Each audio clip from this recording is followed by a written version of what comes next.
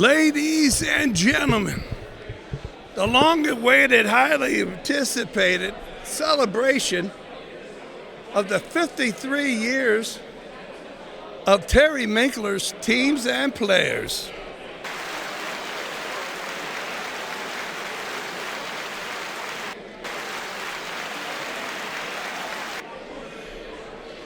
Ladies and gentlemen, please, in your thoughts and prayers, think of the great one, Pete Sober from Florissant Valley, great firefighter, soccer coach for the Florissant Valley. He's terminally, and hopefully, the good Lord will take him away shortly instead of, the cross of agony. But God bless you, Pete.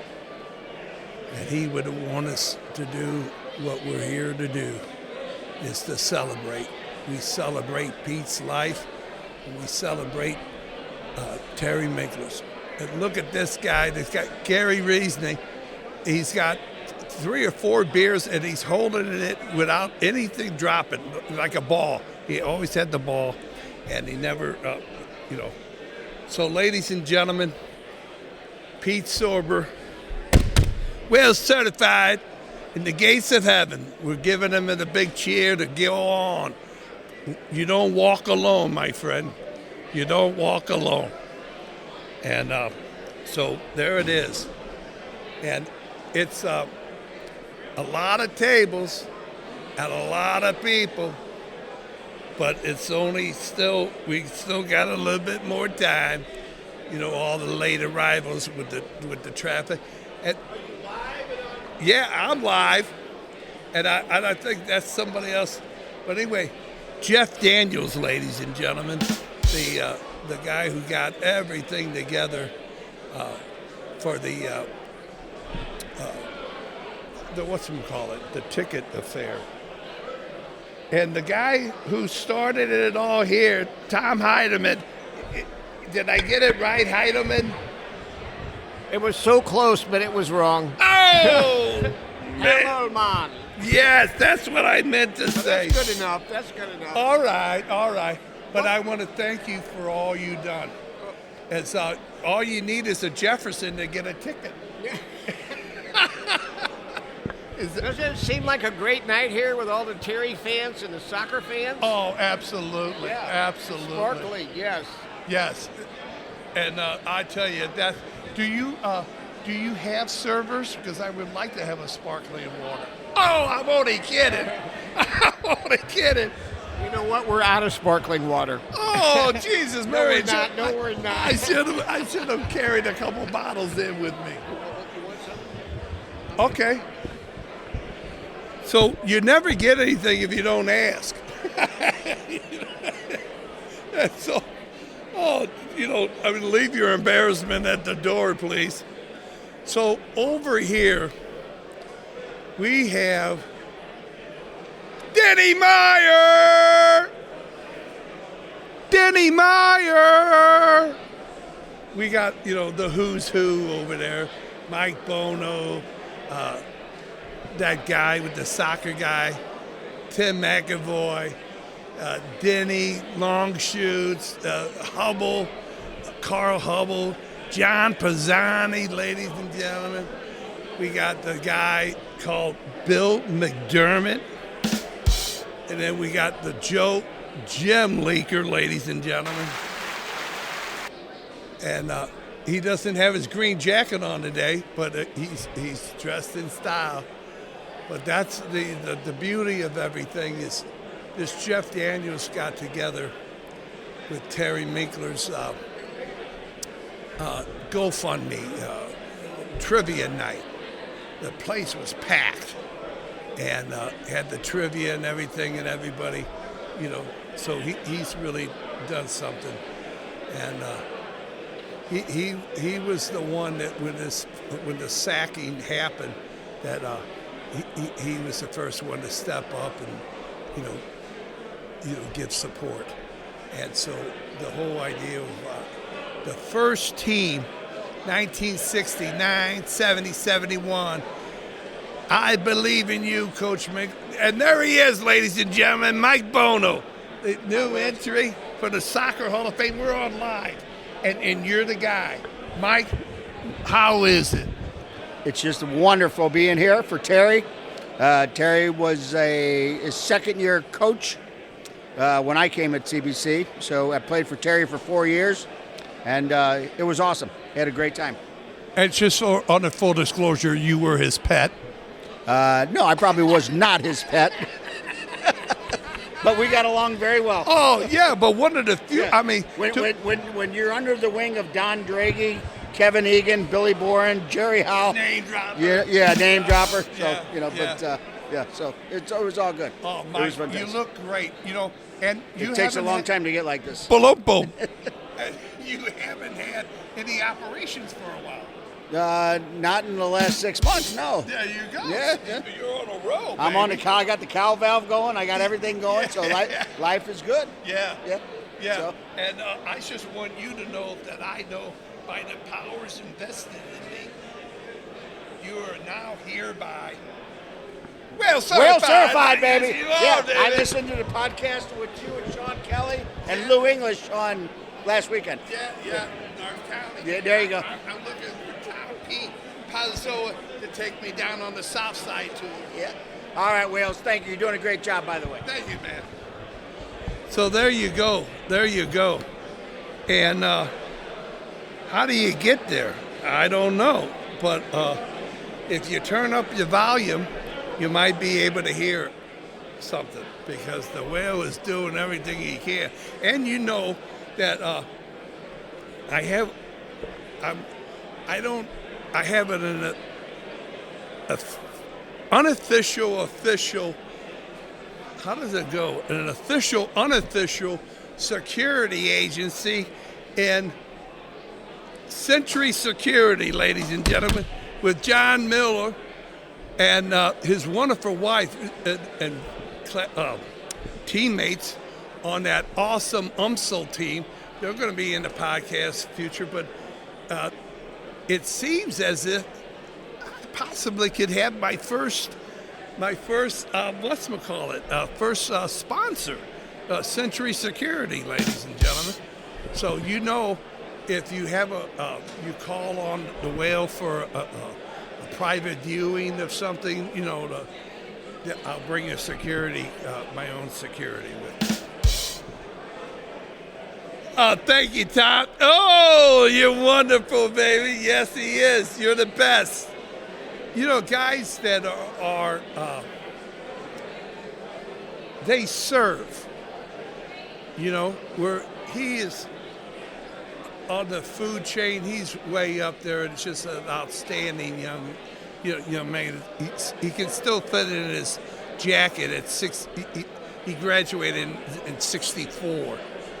And the guy's in a magnificent shape, had a great career, and he's a man's man. And the deal is that it seeks to serve. When somebody needs something, he's there. He leads, and when he looks at you, it's like the glance of God came. Jesus of Nazareth came upon you. He said, "Where are you going? I'm going with you." Is that the guy is really something. Not everybody's like that. But getting back to that story, the Bishop Hogan in Kansas City, the crazy 8 of them, and they played, they didn't have any uniforms and stuff. And Coach Michler coached them, and they never stopped liking him. Always followed, always kept in touch, this and that, and there he is. I mean, you can't get any better than that. They're here. He knows them. They know him. It never leaves. And Terry met his wife, Mary Lou, up in the Kansas City, Rockhurst area, and there it is. In love. She's got the family, and that now they got the grandchildren. You know, how about that? And then they got the great grandchildren. How about that? Yeah. So it's a dandy affair for sure. But you know, a lot of just soccer people. Danny Gaffney just pulled up, took a seat. You know, just a happy-go-lucky guy, man. You know, you got Billy Drake, you got the man. Anything you need, that's the man right there. Any financial. You're my man. You're my man. Can you say any words, Rich Elias? Now, who am I talking to? Just for the recording? No, you're talking to the Wales Certified Nation. Oh, well, yeah, hello. Yes, I'm an international. I always enjoy listening to these podcasts. I was just telling Danny Gaffney, who did one with you, and Yeah. I really enjoyed the one with Carl Gentili. That was very good. Yes. And quite a few legends here tonight. I just saw John Pisani over there. The whole table. Tim McAvoy. And then Billy Dragey. Bill Dragey. Although he's really overrated. Okay. All right. I mean, he's a good athlete, yes, but you know. Yes. If you don't know about it, he'll tell you about it. Donald was a better soccer player. Oh, yeah, DD, man. But it's hard to beat Donald. Oh, isn't it? I followed. Your brother was no slouch. My brother wasn't bad. Now Donald had already graduated when I graduated. Donald was about 5 years behind me, but he played with my brother, so I really followed him in high school. And I followed him a little bit when he was at St. Louis U. Right. Everybody did. Yeah. But when he played his pro career, he ended up in Tulsa playing for the Tulsa Roughnecks. Right. I'm guessing about 1980. You're good with numbers, baby. 1980, and I lived there. Wow. And so we would go to I took my young children, 2-3 years old in strollers. We would go down to Kelly Stadium and watch Donald play. So I know how good Donald was. Yeah, and so many teams wanted him. They would. Oh yeah. Kind of like he was hey, we're going to close up. Let's get Donald here. Let's get Donald. Well, I'll tell you what I remember about that. This was after Pele had retired from the Cosmos. Yes. And the Cosmos spend a lot of money to get, and I don't know whether I'll pronounce his name right, Giorgio Canaglia. Oh, man, why not? Okay, we'll go with it. And so he was the Italian top European scorer. Wasn't he? Yeah. And they recruited him kind of in the twilight of his career. Yeah. But Tulsa Roughnecks played the Cosmos for the championship. Is that right? And Donald, I followed it in the papers and everything.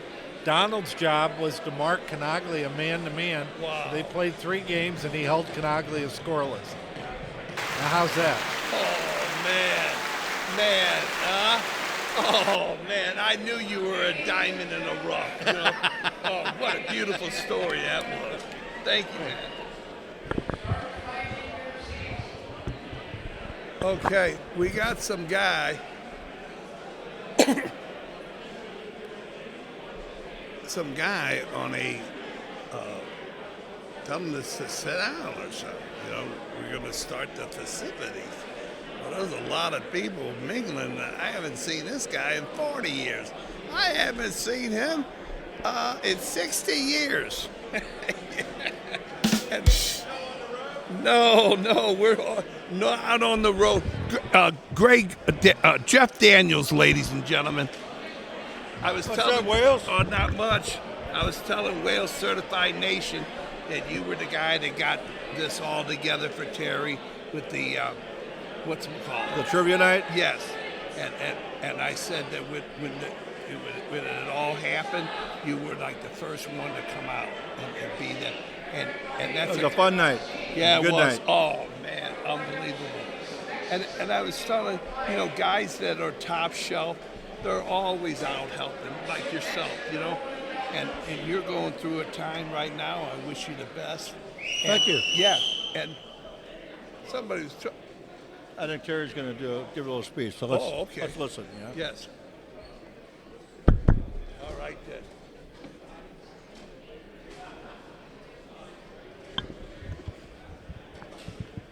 Well,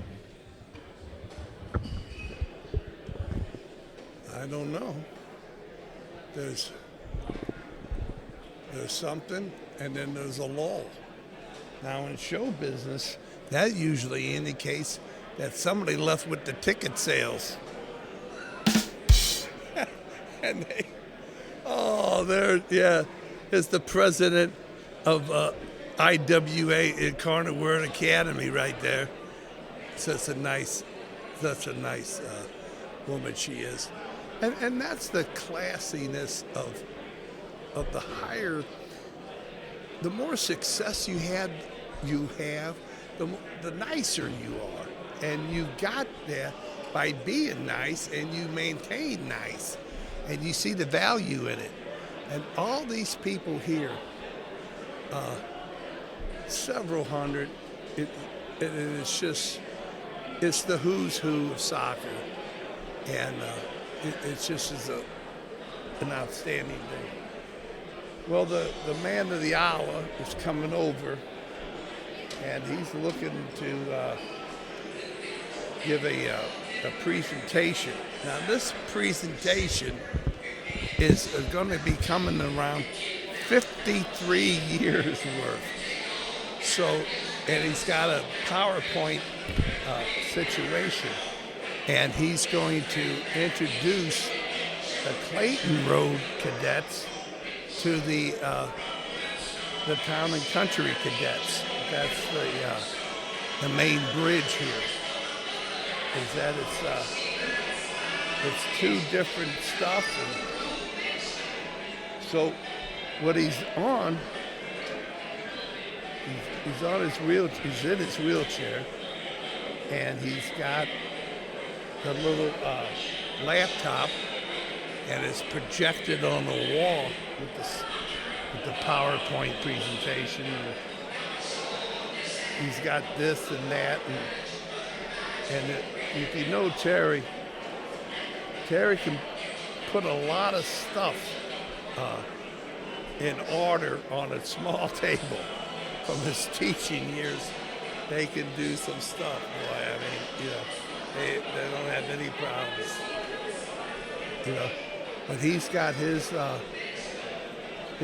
kids, his brother is here, his kids are here, and his grandchildren are here, and now the great grandchildren are here. So he's had it the circle of life for sure. So. And so he's got this, the booklet, and he's bringing those home. He's got that. So I'll be carrying that out to the car. I drove him over. I'm his unofficial,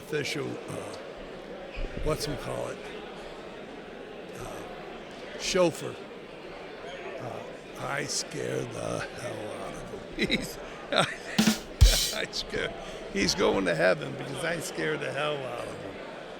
So he's a happy-go-lucky guy. So I think what we're going to do is that after he starts, I think I was just going to beg out. I don't know if I'll keep it going. How about that, I'll keep it going. I don't know how good it will be or anything, but what the hell, we'll give it a try, huh? I mean, it only happens once. It's live.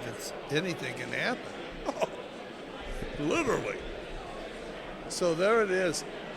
all the guys who were 5 foot in high school, they're 5 foot now. They're still 5 foot. It's amazing. But, you know, it's just the biggest of hearts. And it's an amazing type of activity going on. There's a guy, he's in charge. He's got the microphone. And so he's looking around. He's like the producer. I don't know. He's got the back out. I don't know if the ticket sales came right or what, you know. I mean, after a while, you stop counting. I mean, if I had your money, I'd burn mine. So.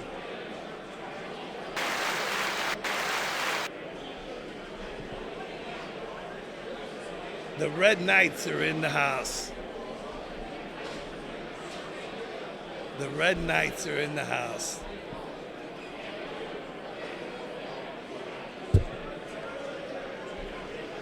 Yes, I'm his chauffeur.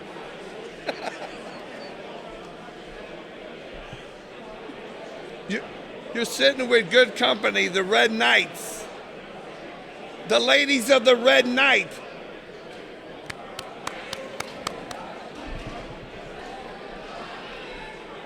So there it is. We got this guy, and he's got his speech prepared on his telephone. He's got the technician on the telephone. Okay. Well, we might have gotten our first sponsor, but we definitely need. He's playing the music.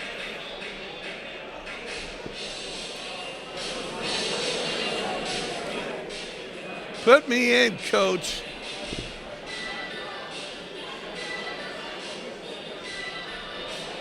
The guy thought about this. He got an inspiration. I'm ready.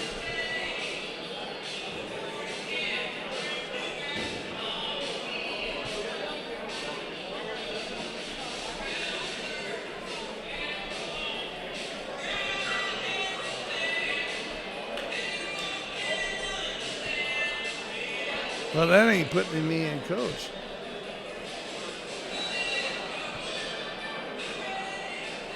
Yeah, it is. Put me in, coach. I'm ready to play today. I couldn't pay him enough to get in. I mean, everybody had not to show up. They couldn't make it. I was the last guy. Okay. So that we had some good times though, man. And to get to see the players that I looked up to. My first captain, right over there, Don Draghi. This is amazing. And the guy that the purple and gold passion running through his veins. The little leprechaun, Pat Dolan, ladies and gentlemen. And there you go. I mean, it's just, you know. And that whole idea is that it's coming on the board. On the wall, they got Clayton Avenue up. They're doing it. It's a little, they're going through the, you know, you don't get rehearsal time.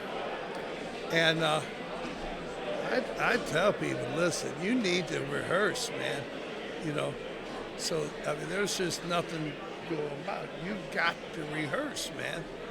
But this is the big thing is 1,000 wins, you know, 1,000 plus wins, soccer celebration, you know,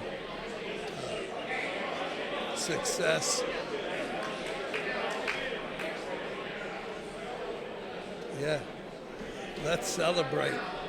But that's the theme, is celebrate. And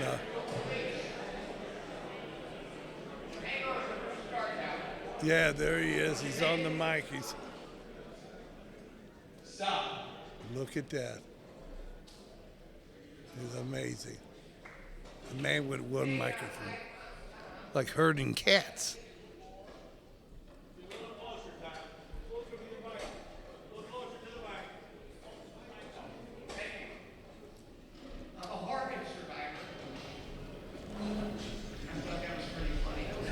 Welcome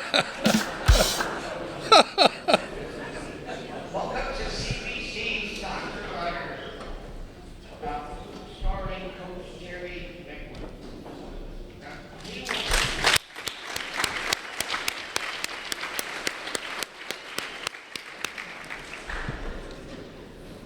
He wants this to be all about you and not about him. That's below. The guy built teams over 50 seasons just by people who decided to go to CBC. And whoever showed up and worked together, built them up, built a team, and the rest is history. Let me get rid of some business here. We have some guests. There we go. We have Sharon Gerken, who is the president of Incarnate Word Academy. Hip, hip. Hip, hip. Hip, hip. Hip, hip. Hip, hip. Why did a couple guys raise their hand? What the hell? Thank you, Sharon. Sharon was instrumental in getting this all together, but you would never know from the history. So thank you, Sharon. You're great. We got the big guy here, Phil Riley, is around somewhere. There he is, in the back, standing up. Thank you, Phil. He's in your room. Michael Jordan. Hip, hip. Hip, hip. Hip, hip. The house that he built. Jeff Daniels is here. Hip, hip. Hip, hip. You need to get their home or something. That's the guy you go see. There's Coach Staub. Where is he? There he is. Hey, baby. I keep telling him he played football, and soccer, but anyway, he shows up. Grant Stone, who's director of alumni, he really wishes he could be here, but his wife had to go out of town, so he had kids, so he sends his best regards to all of you and to Terry over there.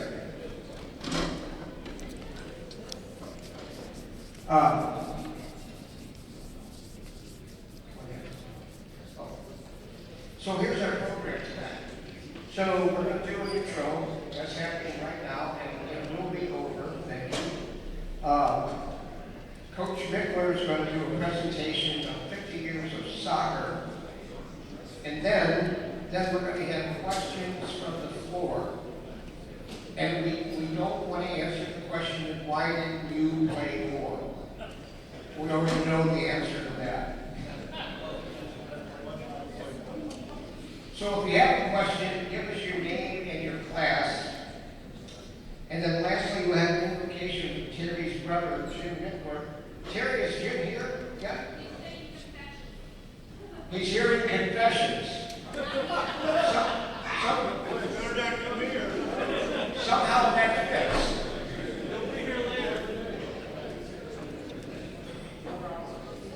Okay, now, I'm going to do things in reverse, all right? So, I want to start with recognition of who here is a keeper. Who played keeper?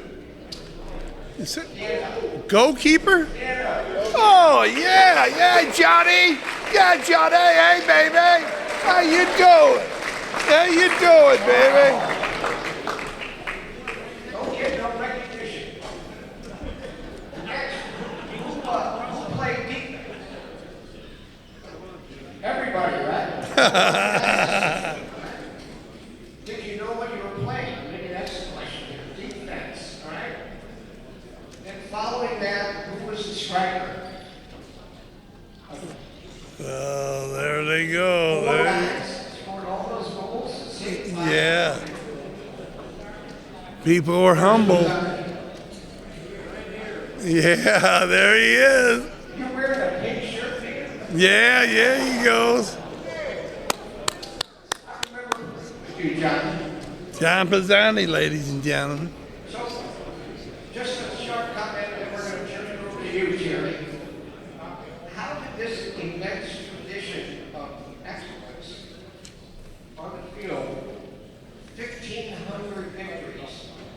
we tied Oregon with Michler.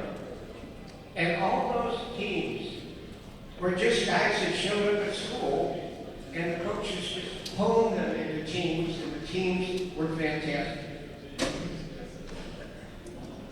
That 1,500 victories goes back 75 years. And the first ones, and there were some guys here are among the first ones.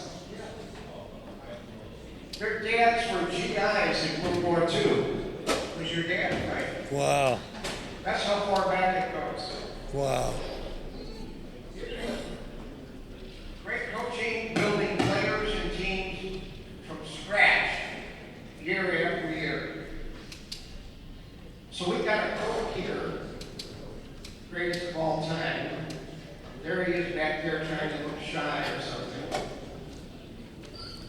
So I say, he was more tidy than Messi.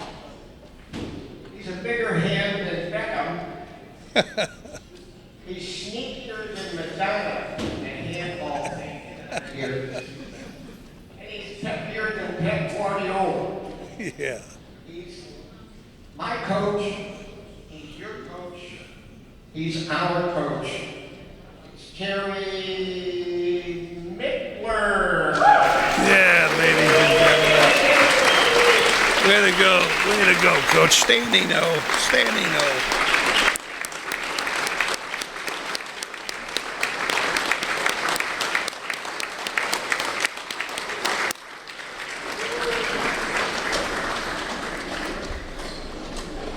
He gave that little bit of the hands down, sit down, nice. He handled it. And so. Hey, Phil. You want a few words? Phil from CBC, he's the new president at CBC, Phil. Yes, well, first of all, on behalf of everybody here at CBC, I want to welcome all of you, alums, guys from Mission Logan. Thank you for being here tonight. We're so glad to welcome you to CBC to be able to share this celebration with Terry. Not only been here years, I did not have the advantage of knowing Terry very long. I know Yeah, he's you the couldn't single go wrong. greatest soccer You couldn't go wrong. coach It's this impossible. amount of this region, if not the country. His prowess, his accomplishments in this particular sport probably transcend any other sport in terms of success and impact he's had on young men in the sport. But I think seeing all of you here tonight, many, many generations, what impresses me the most is I think Hey, Mike. as a mentor, Hey, Mike. friend, and a role model.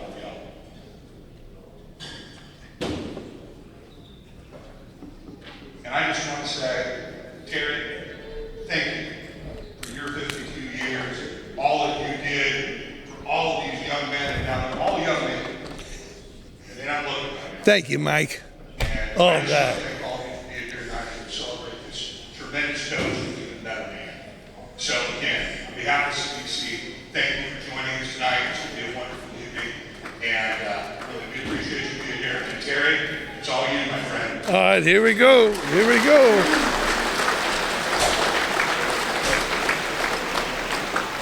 Where are the young men in here? Stand up if you can. Okay. First of all, thanks for being here.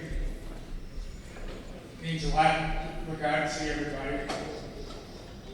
I intentionally positioned myself at the gate there, so to speak, as you came in, so that I wouldn't miss too many people, but I didn't miss anybody. At least got a chance to say hi, shake your hand, ask how you're doing, what you're doing, try to keep up with you a little bit. So, as you see on the screen, this is a kind of a mixed bag. I'm going to have a presentation on the screen. Imagine that you're at the theater and you're ready to watch a double feature. Get comfortable. There's refreshments and beverages and food still available. Restrooms, as you get up and go towards the screen or to your left. Feel free, if you get tired of sitting and you need to walk, go ahead and stand up and walk. bother me, okay? The reason why I start off this way is because in trying to put together any kind of an event that spans 50 plus years, it's a little bit hard, a little bit challenging. You know, where do you go, where do you start, how do you go about it? If I just took, you know, a few minutes for each one, we'd still be here for a long time. So, and what I'm trying to do is just, here's my main thing tonight. Stand up if you were in the Clayton Road campus. Stand up if you were, if you can, stand up if you're in the Clayton Road campus. All right, good job standing up, guys. Sit down, sit down. Now that was the hard part, those guys were older. If you're on this campus, stand up. And that shouldn't be so hard for you guys. Stand up if you're on this campus. Whoa. All still Here's friends. a tricky one. Stop, All stop. still friends. Here's a tricky one. All If still you think you're friends. on both campuses, stand up. Oh, wow. There's a couple. Hey, there you go. Yeah. I guess you're the featured speaker. Yeah, the select fellas there, boy. Well, you know what? If I started telling stories, I wouldn't be able to stop. All I do is look at anybody and I get a story right away. Probably more than a story to prove. So I'm going to try and keep it to a minimum. But I really want to try to bridge the two campuses together and make this kind of a storytelling kind of history. As I look at it, there's two themes tonight. I already just messed up here. So the two themes are simple. There's my story, how this evolved with me, through me, by me, whatever, and the CBC soccer story. So we got two stories to talk about. Now keep going, keep going. So that becomes a double feature. Keep going. Keep going, keep going, keep going, keep going, keep going. You're getting a preview here. Look at that. Look at all that history. Wow. Oh, there's a sneak preview of the Look at that. Look at that. We'll get set up here. Man. Okay, so, go back one. So in this slide right here, every player in this room that was in my era, and I know there's guys that played with me and guys that played before me, but in my era, all of you contributed to this. Every single one of you contributed a certain degree of wins to this. So for that, you know, you need to feel a big part of what's going on here. 54 years. 52. So here's number 1,000, rainy day in Jeff City, October 18, 3-0 to Nixa. Luca Bartoni gets the hat trick, and away we go. Next. What? You don't mind. So here's the outline. Number one, the my story thing. Two, the CBC story, which gets pretty involved, and then the closing stuff at the end. But the theme of the night is what it says up in the top right. We want to celebrate. My plan is to celebrate success. Every one of you that contributed to the wins that I mentioned earlier also had the same goal to end the year with a championship. Every single player on any team had that goal. I just spoke with someone before I came over today who couldn't make it but said every CBC team, and he was a former player before me, took the field knowing that they were going to win. No matter how big the opponent was, every CBC team had that feeling that they were going to win. Maybe that they should win. And you get that. And I'll get into it a little bit more later on. You get into that because there's a belief that it's been done and it's your turn to do it now. So that's where we're kind of going with that. So, as I said, my plan. This is a once-in-a-lifetime moment right now where we can bring the CBC soccer program together and be proud of what we've done. It's a night to celebrate basically, you know, over the years, from way back in the beginning to the current area. I'd say it would be, you know, indisputable statement to say that in high school soccer, no one has achieved more than what CBC soccer has done. So my goal is to blend these teams together tonight, express my gratitude, gratefulness for everybody for what they've done, to allow me to be part of it, tell stories. And here's the big one here, not to offend anyone due to omissions. So, it's, we come up with this, what about me? So, next slide. This has a history to it. And a few guys in the room relate to this. In 1973, way back in the day, we had the annual end of the year banquet party. And I still don't know why, but I forgot to announce and introduce a senior of all things, a senior, Brian Walsh. He's beautiful. John Grady and everybody else. It's beautiful, man. Bunch of gamers. They never let me live it down. They had their 40th or 45th reunion recently and invited me to it. Promised me that Brian was going to be there and that I could kind of make it up to him then. So Grady took it upon himself to have a trophy ready to present to him. But the trophy that Grady brought, it might have been good at one time, but the night he brought it for me to hand out, it had all the screws that it needed, but none of them were tightened. The thing looked like the Leaning Tower of Pizza ready to fall down. So Brian got his trophy, got his recognition, Drake got his lap, everybody had a good time. So that's the what about me. So if you're not mentioned tonight and you feel bad about it, we'll make a list of what about me and you can be on that list. Yes. Thanks to all of you here, invited guests especially. Yeah. Most importantly, Tom Hamilton, who, out of the blue, for no apparent reason whatsoever, decided that this was the night that he wanted to take on.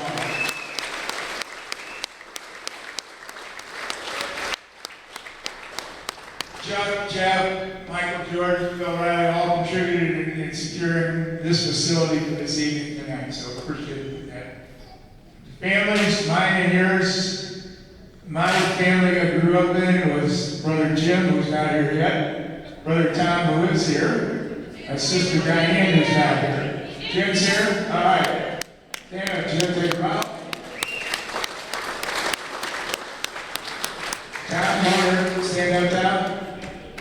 That's his brothers, Jim and Tom. With my partner, Mary Lou. Mary Lou, Mary Lou. And my son Mark is working, not available. Yes. Grandson Trey and Seth. All right. All right. And granddaughter McKenna. Hey, hey, hey, hey. And two little bitty wonderful great grandsons, Talon and Tatum. Hey, hey, hey. There we go. Thanks to Steve Young who put this booklet together that hopefully all of you got. If you didn't, be sure to get one. I think you'll enjoy looking through it. Russo Catering, Pat Long combined to provide us with the refreshments and the food. Thanks to them. Hip, hip. Over the years, our support staff of trainers, managers, video reporters, media, all that they did. Supported this class of 64, of which Tom is a part of. You might remember, if you went to any of our games recently, you'd see these guys in this fluorescent yellow shirts with 64 on the back. That was those guys that been going all the way through.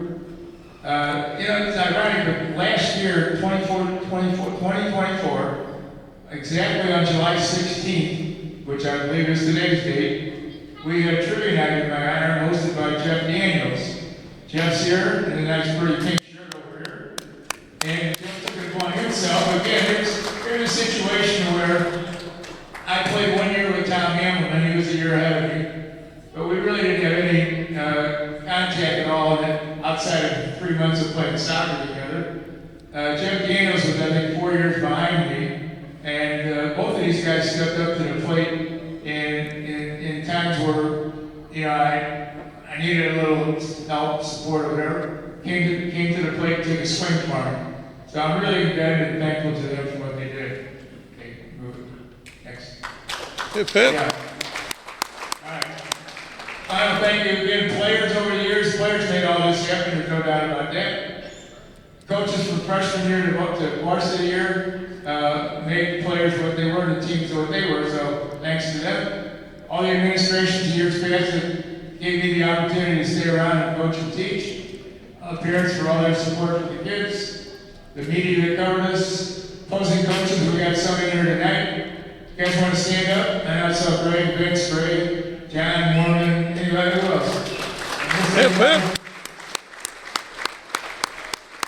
You know what's special about those guys, and in that statement that I made there, they made it hard for us to achieve what we did. And never in one day did they roll over and say, take it, it's your game. They did everything they could to make sure that we did get the win. And referees, we got some referees here tonight. How about standing up, guys? Give a nice applause, nice round of applause. Referees, stand up. Hip, hip. Hip, hip. You know what? The game don't go on if we don't have the referees to moderate it. So if you're looking for something to do in the game to stay involved in the game, you might want to consider finding out about the referee. Coaches, and I know there's probably something I missed in there, but Jim Miller was with us for 20 plus years. B-team coach. Jim took that B-team on like it was the national team. I mean, he was really dedicated from oil. The best compliment I think that Jim could receive from me is when I took a player of his up to the varsity. He couldn't have been happier for that kid and felt like he made a contribution to help that kid get ready. Tom Pierce, I had to leave early. He was with my assistants for quite a while. Glenn Zippel coached, I think, at every level of teams that we had here. Very versatile, very helpful, willing, cooperative, and knowledgeable. Did a great job with us in many different ways. Mike England was a freshman coach for a while. Bill Baumhaus has been our longtime freshman coach. And that's so important to have people in place that give you that consistency. We get that from Bill. We get it all the time. Kevin Whalen came on board with us in 2012 as our goalkeeper coach. He's still with us.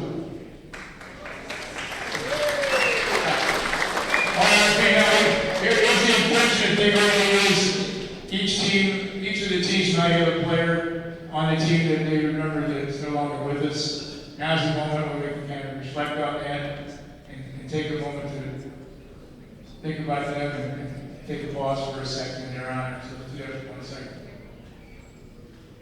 Gone but never forgotten. I'd also like this time to have a special memory, and that would be to my dad, who passed away in 1980. Missed the whole run of my career, unfortunately. And over the years, he was always my biggest supporter when I played football and soccer here in high school and beyond. He was always there, and I think he would have got a kick out of the career that I had, and he would have enjoyed it and having fun.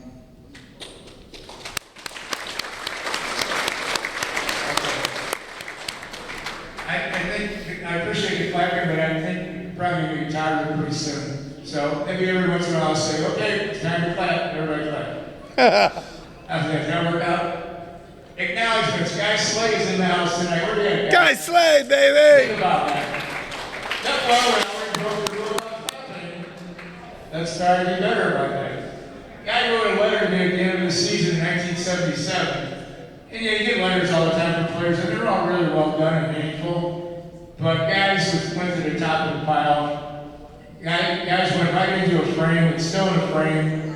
It's the most meaningful letter. It's really special. So, he gets the first acknowledgement, and well deserved. The 88 team, we got a few of the guys here tonight. They had the most nicknames and the most fun with any team that I really had. And they were good and they won. It was all the better. In 2018 it was, the CBC program got inducted into the Missouri Sports Hall of Fame. We're the first soccer team to be able to do that. It's quite an honor and quite a distinction. Former players that are father-son combinations, we got some of them listed there. Again, I may have missed some, but I'm pretty sure about all those. And Hennessy is a bold trip because that combination was the only one of the father-sons that were both state champions. Kevin in 88 and Brendan in 2016. The brothers, we got lots of brothers. Gallagher clan looks like they lead a brotherhood with 4 brothers playing. Bobby started, then it was Steve, and then John, and then Mike. And then the rest of us listed all, as far as I remember, all had 3 brothers playing, and there's lots of them that had 2 brothers. So brothers are involved. Got a lot of guys in coaching, refereeing, and administrating. Any former professionals in the room? If so, please stand up. Former professional. Anybody? No, okay. How about the state champions? If you're the state champions, stand up. We can applaud now.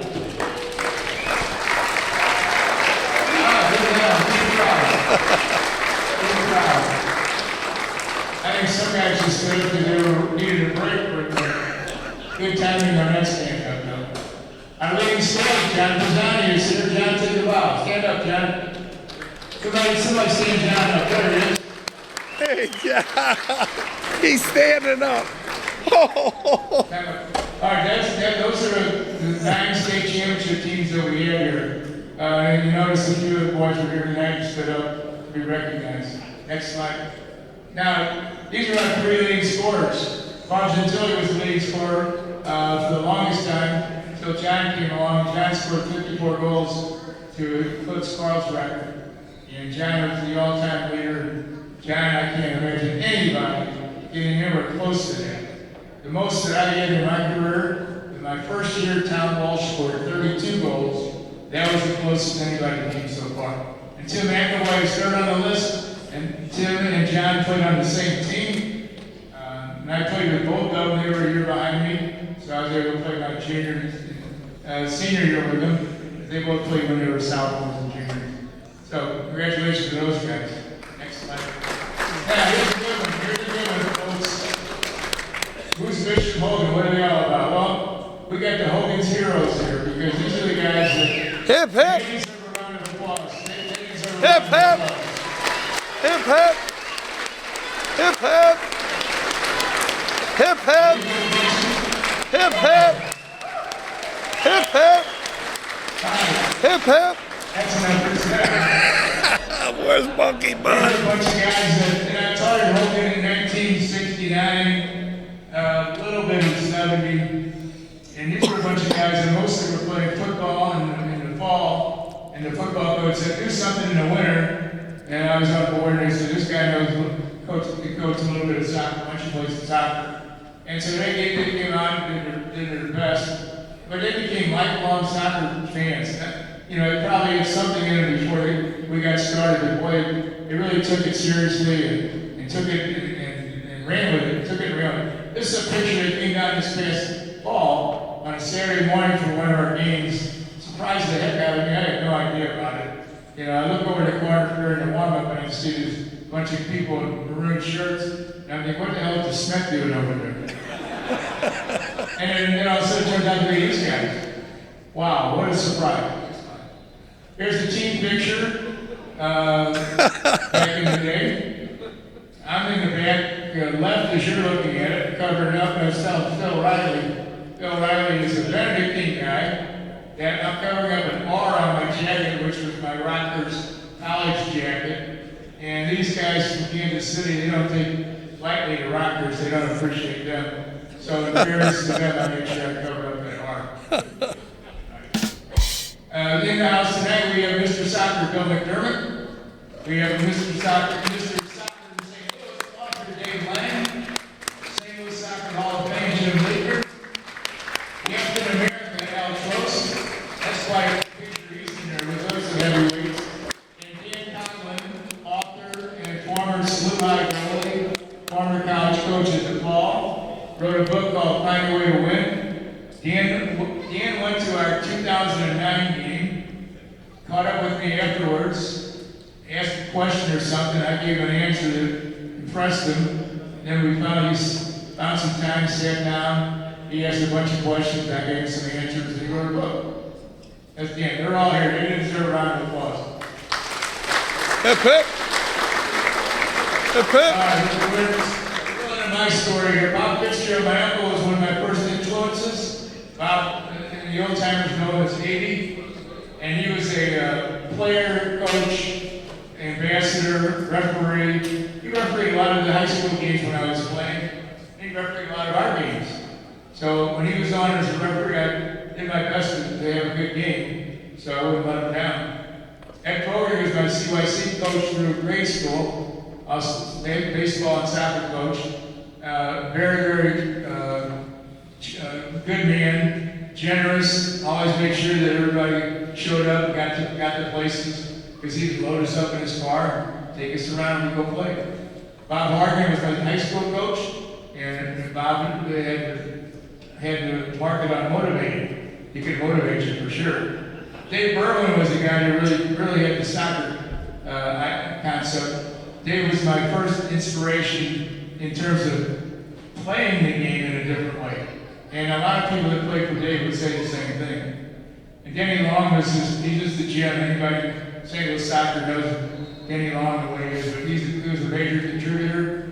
The thing about Denny that I liked the most when I had a few chances to deal with him was his simplicity. He wasn't long on things that didn't need to be long. I mean, he was to the point. I appreciated that. I learned from that. Kansas City Spurs, I was able to play on that team in 1969.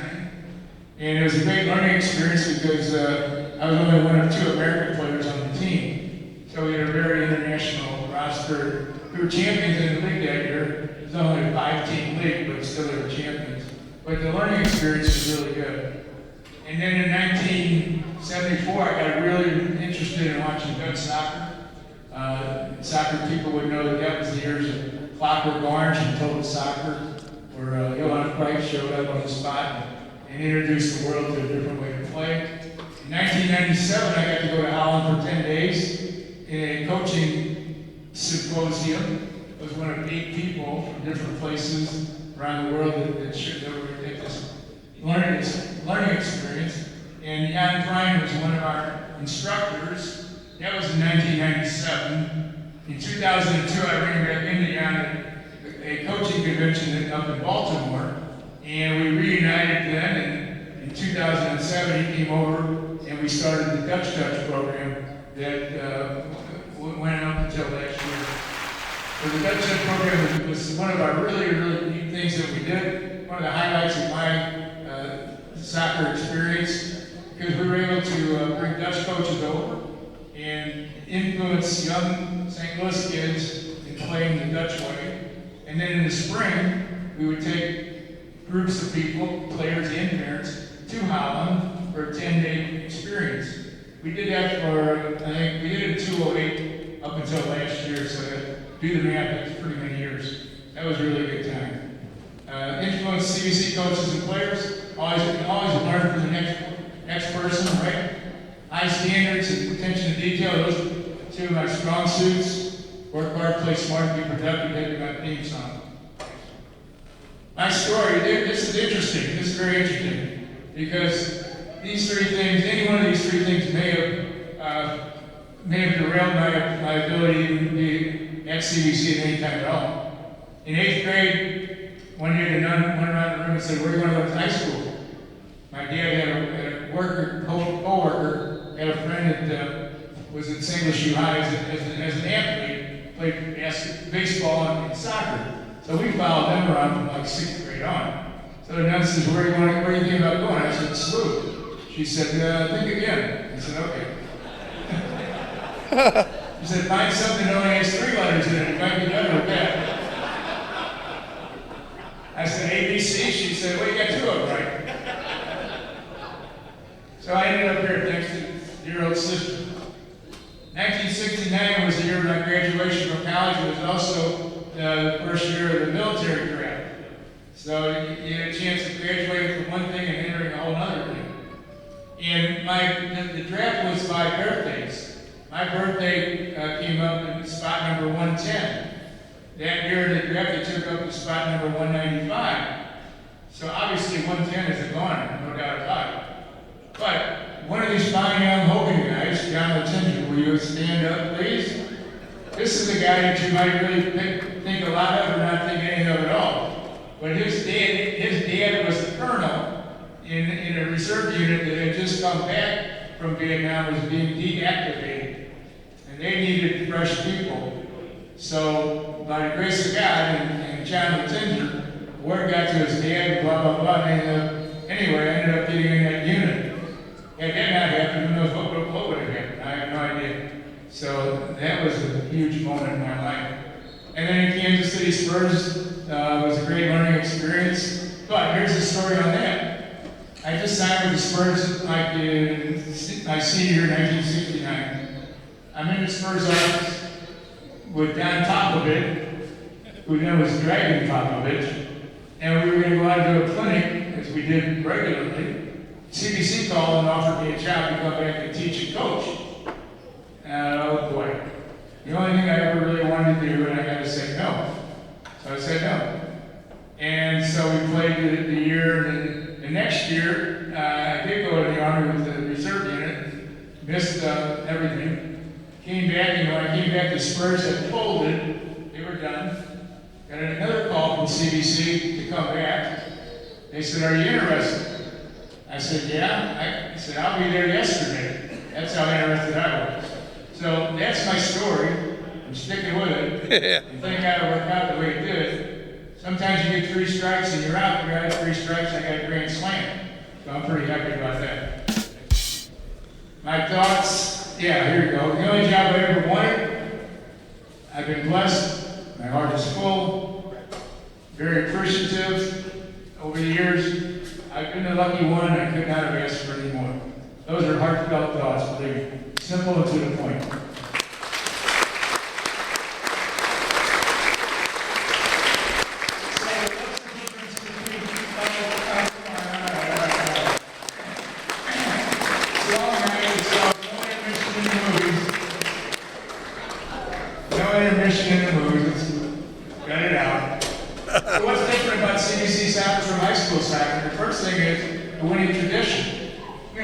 Slides here is going to back that up in a minute. The expectation of high achievement with end of the year results. I'm a huge fan of this thing called standards. I just did a coaching education opportunity in June by Zoom to the Missouri high school coaches. They had their annual summer convention, and I did a PowerPoint on standards. It's unbelievable. It's way more than just being ordinary. So, here, point number 1. In today's game, there are very few, if any, truly outstanding players. We got a lot of good players, but we don't have the John Pisani who's going to get 54 goals on you. Those players really are few and hard to find. So, what you have is most of the players are pretty much within the same realm of ability. They're all pretty much the same to some degree. The difference is who performs better. So, my goal, as you see there, is to produce players and teams that are better than the rest. All things being equal, who can get them to be better? That was my goal. Can I get these guys to be better than the next guy? And how do you do that? Well, you do that, with a lot of training and stuff. So it comes down to who can outplay their opponent. Talent, which a lot of people have, plus effort creates skill. But you can have talent without effort, and you might die on the vine. You can have a lot of effort without talent and be close, but you might not get it done. But when you combine skill with effort, now you get achievement. And I've been blessed over the years to have players that have this talent, put in the effort, have the skill, and seek achievement. That's what I've been blessed. I have been incredibly blessed over the years. Have that going for me. All right, so there's success and there's sustained success. And I'm going to show you here in a little bit, the next couple slides, what sustained success looks like. It's not for everybody, because it takes a lot to make that work. But the basis of it, as far as I see it, it's based on tradition and it's based on standards. Here we go with standards again. How successful is your past? To what level of performance are you willing to work to achieve? And how much attention to detail, about the little things. So here we go. Look at this, if you would please. Here's the past. Prior to 1969, the district championship was the equivalent to the state championship. It was only in 1969 that Michler officially recognized the state champion. prior to that, CBC won 9 of the 13 district champions. Strong tradition. The state championships you see there, we won the first one in '69. We took a decade off and tried to figure it out. And then got rolling pretty good. Had a little slump in the '90s, which was really extremely unfortunate.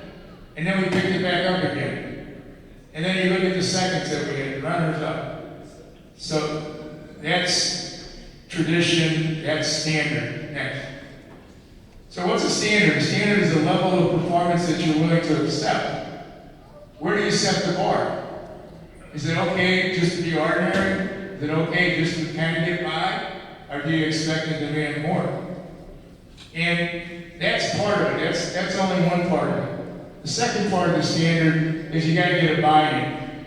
I can have the best standard that I think is the best possible, but I can't do it on my own. Like your company. Without a group of players that are willing This to is like your accept company. it and put in the effort and buy into it. That's the key.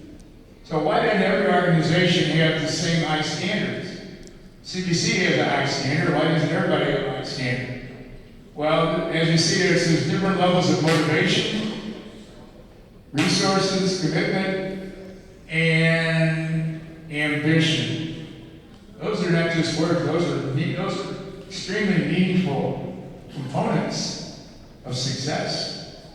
It's not acceptable just to have a winning season. You know, our winning season is the state championship. I know it sounds like a lot, but you got to shoot for that in order to get it. It might be close, like in the '70s, we missed it, but we built to it. In the '90s, we missed it. We were extremely unfortunate, but we were there. And we bounced right back in the 2000s and picked up the slack. Now, this is interesting because standards can work both ways. I would suggest that a lot of the disagreements that I've had over the years with players and parents is because I have one idea, they have another idea, right? That's always the way it is. They might be content to be ordinary when my idea is to be extraordinary. I might need a buy-in and they might want to push back. My goal is to get you comfortable being uncomfortable, because when I do that, I push your limits a little bit. I try to take you to the point that you might not be able to take yourself, but when you get there, it's a good spot to be. Some would rather settle for less when being asked for more. So you can see where standards can work both ways sometimes. It can be good if you buy in, and if you push back, well, you see what you get. Here's another idea, concept of standard. I always consider 20 wins to be a good season. So look at the decades. There's 6 decades out there. And the number of times we had 20 wins in those decades. And you see the 80s, 90s, 2010, we got way more than we didn't get, right? That's not easy to get 20 wins in a season. You know, some teams would love to have it once or twice, but this has become our standard. How many times we've had it? 30 times over the seasons we had 20 plus wins. And here's a review of the decades. Another sustained success model here for you. Shows the win-loss tie record, then the average, and then the championships. Again, 80s, 90s, 2000s, and 10s. That's 4 decades. As best as I know, my CBC math tells me that's 40 years of success. That has to rank as sustained success. Those numbers are off the chart. Next. Now, I don't know how much of that you can read, but the key point here is that in establishing standards, you've got to have some things that are called non-negotiable. They're off limits. They're off limits. You do them. The one I highlighted is pretty good. I like that one. One of the non-negotiables is you got to show soccer behavior. You got to actually play like a soccer player, not a cone. Cones just stand around, right? Soccer players are always active. They're always in position for the next play. But you got to have a series of non-negotiables, things things that you feel really strongly about, that you're not willing to give up on. You gotta be a little bit headstrong sometimes with non-negotiables. This was our standard of evaluating each game. These were the goals per game. If it wasn't a good game, yes or no, well, let's do the standards and see. How many of the standards did we accomplish in that goal? Did we start off with high intensity? Many of these are objective, meaning that, yeah, did you score the first goal? Yeah. Did you score the first 10 minutes? Yeah. Did you get a second goal? Yes. Did you get a shutout? Yes. Did you win both games? Yes. Some are subjective. You just start with high intensity. Man of opinion, right? Some of the other ones were subjective, but the objective ones are clear. Look at the value of the first goal. Those numbers, that's not a mistake. Look at the numbers. 823 to 43 to 40. Anybody want to argue the value of the first goal? There's an argument for it right there. And I started charting that in 1979, kept it through the last season, 2024. I really kept that quiet. I didn't want to work. I did not want that word to get out. Okay, that's a powerful statement. So, in reviewing, so in the introductory paragraph, this really says, basically challenge any other school to show these kinds of numbers. Look at the numbers that we show there. I repeat again the first goal. Nationally ranked 14 times, and then inducted into the Missouri Sports Hall of Fame. Next. The winning difference about standard.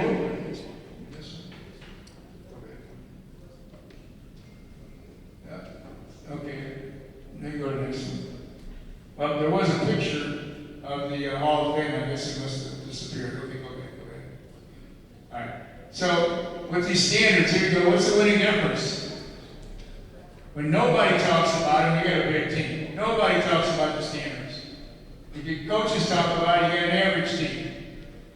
When the captains take the initiative, you got a good team. When everybody's talking about it, you got the best team. Right? And that's internal. Okay, that just comes by itself. What kind of group do you have? What kind of leadership do you have? How much are they buying into it? To what extent are they buying into it? At the heart of every great team, there's a standard. Greatest driver to success is to live that standard every day. Every day. All right, next. What does it take to win? I've said this for years and years and years and years. Talent, effort, chemistry, coaching, and luck. Take any one of those out, or focus only on one of those, and I think you're going to come up short. And all of those are pretty widespread. I mean, they're not singular, right? But they're all important. They're all important. If I had to pick one, I think chemistry would probably be the one that I think has the most impact. You get everybody buying in together, then you're better than the sum. It's more than the sum of the total parts. That's what the chemistry offers. So much I had to buy another. Team building. Show you the next slide here on team building. I believe that this kind of a guiding light. Consider a team like an orchestra. Everyone in the orchestra has a certain instrument to play. They have to play in conjunction with everybody else. All the parts have to come together. So you see that puzzle on the right. Every puzzle piece is different from the next one. Different in color, different in shape, everything. But they all have to come together so that you form the puzzle that you see on the bottom. The coach is the conductor. He's got to bring all those parts together. So when all those instruments start working together, you've got harmony and you've got something worthwhile. Oh, there we go. So there's the induction into the Missouri Sports Hall of Fame. That picture on the bottom shows some of the people that we had represented there. We had a huge crowd, probably the biggest crowd that that organization ever had. Each of those people got an individual plaque. They were members of the Hall of Fame. Through Kevin Whalen the CBC side. inducted as a, yeah. All right, that's a good idea. Sit back and relax. And we move on. So we did this before. Now, this is cool because the town and country guys, you have no idea what the first picture is all about. Look at the field of the first picture, right? Look at the field of the second pitch. Oh my gosh. Significant difference, right? Significant difference. The building, no bad thing. The building looks pretty much similar, at least the front of it does, right? But the field, oh boy. Okay, guys. All right, we did this already, so we passed. Go to the next one. Memories from the old building. If you were in it, you remember the fourth floor was a trip. Getting up and down there. The steps were steep as could be. Ventilation was not good. Add on to the original building. 205 was the office where we were in trouble as we ended up. And the memories from the field. If you look close, you can see a black track running around the field. That was a cinder track. I was wanting to get some sparkling water. The guy gave me a bottle. Was extended. You don't have to come back anymore. On the inside of the cinder track, there was a concrete railing, so to speak, which separated the track from the field. So when visiting teams came in, if they weren't aware of that, and they took a corner kick and played it low, chances were pretty good it could come right back in your face. We did not extend the courtesy to alert them to that either. Oh, there's a funny story. This is the band room. The third floor that you see up there with the two open windows. And to the right of that was a landing. And that was a band room for a long time. But it got converted into the weight room. And I used to teach weight training. And weight training class usually came up in lunch period. And lunch period was the time when all the smokers had to go find some place to smoke. So if you look underneath that landing, you see a couple guys standing around it. That's where they smoked. So my door was open. I had the choice. I could have raised hell with them, hollered and screamed at them, or I could have turned them into the office, or I could have did what I did. I filled a trash can full of water, and every once in a while I tip it over. And the smokers disappeared pretty fast after that. They didn't even know what to do that. That was fun. We go way, way back in the day. Yeah, you got it. That's me and my senior year. Next. Teams I played on. The first team was in my sophomore year. Wow. Next two were district champions, junior and senior year. Again, back in that day, look at the numbers in the records. It's incredibly impressive. So my DNA came from there. That's what I knew. That was the CBC soccer that I knew. 13 shutouts in a row.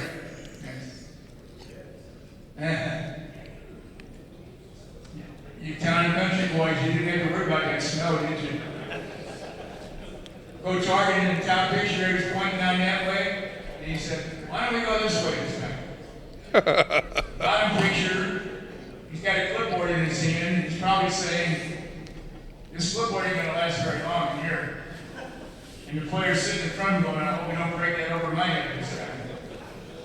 I think Argan had stopped in clipboard when he broke the game anyway. The other picture is really, really good. If you look closely, we're playing soccer in the winter, on snow, with football goalposts. What you need to know about football goalposts is that they're not regulation to soccer. They're about a foot higher. And as you can see, there's no nets. How about that for some fun, huh? We lost one game my senior year at Country Day because they skimmed a shot that hit the underside of the crossbar and scored, which would have been a foot over a normal goal, but it scored in that game. Here you go, Prom Magazine, that was back in the day. The CBC football team my junior year was featured. It was the third undefeated year in a row. Rick, where's Rick Valducci? You in there still, Rick? Rick was on all three of those teams, I believe, right, Rick? Yeah. Coach Stout? Where's Coach Stout? He's still around? He was part of all that stuff as well.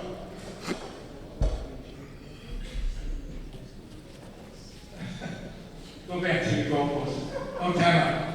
Dick Foster come all the way in from Quincy to tell me that was against St. Mary's. How about that?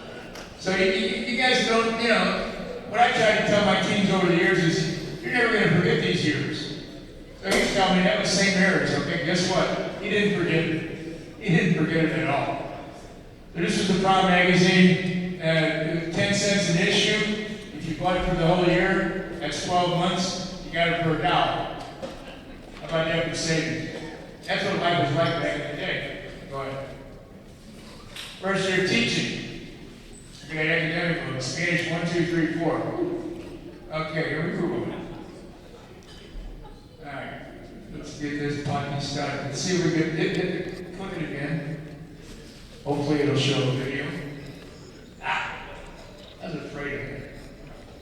There's a video here I want to show, but we're not going to see it. Alright. Here's a summary of the years, the decades. Basically, the 70s was the end of an era. It says in that second line, CBC was close to closing in the mid-70s. And I'll get into that a little bit more detail in a little bit. The 80s were championship years. We were in the final 6 times. The 90s had some great teams and great players and hard luck. We were in 3 finals, we lost all 3. And some of the better teams in that decade didn't even get to the finals. 2000s and 2010, we're back in the finals 3 times each, 6 times in the new school, 1 final in 2020. Those numbers at the bottom you already saw previously, so we can kind of go on. Next.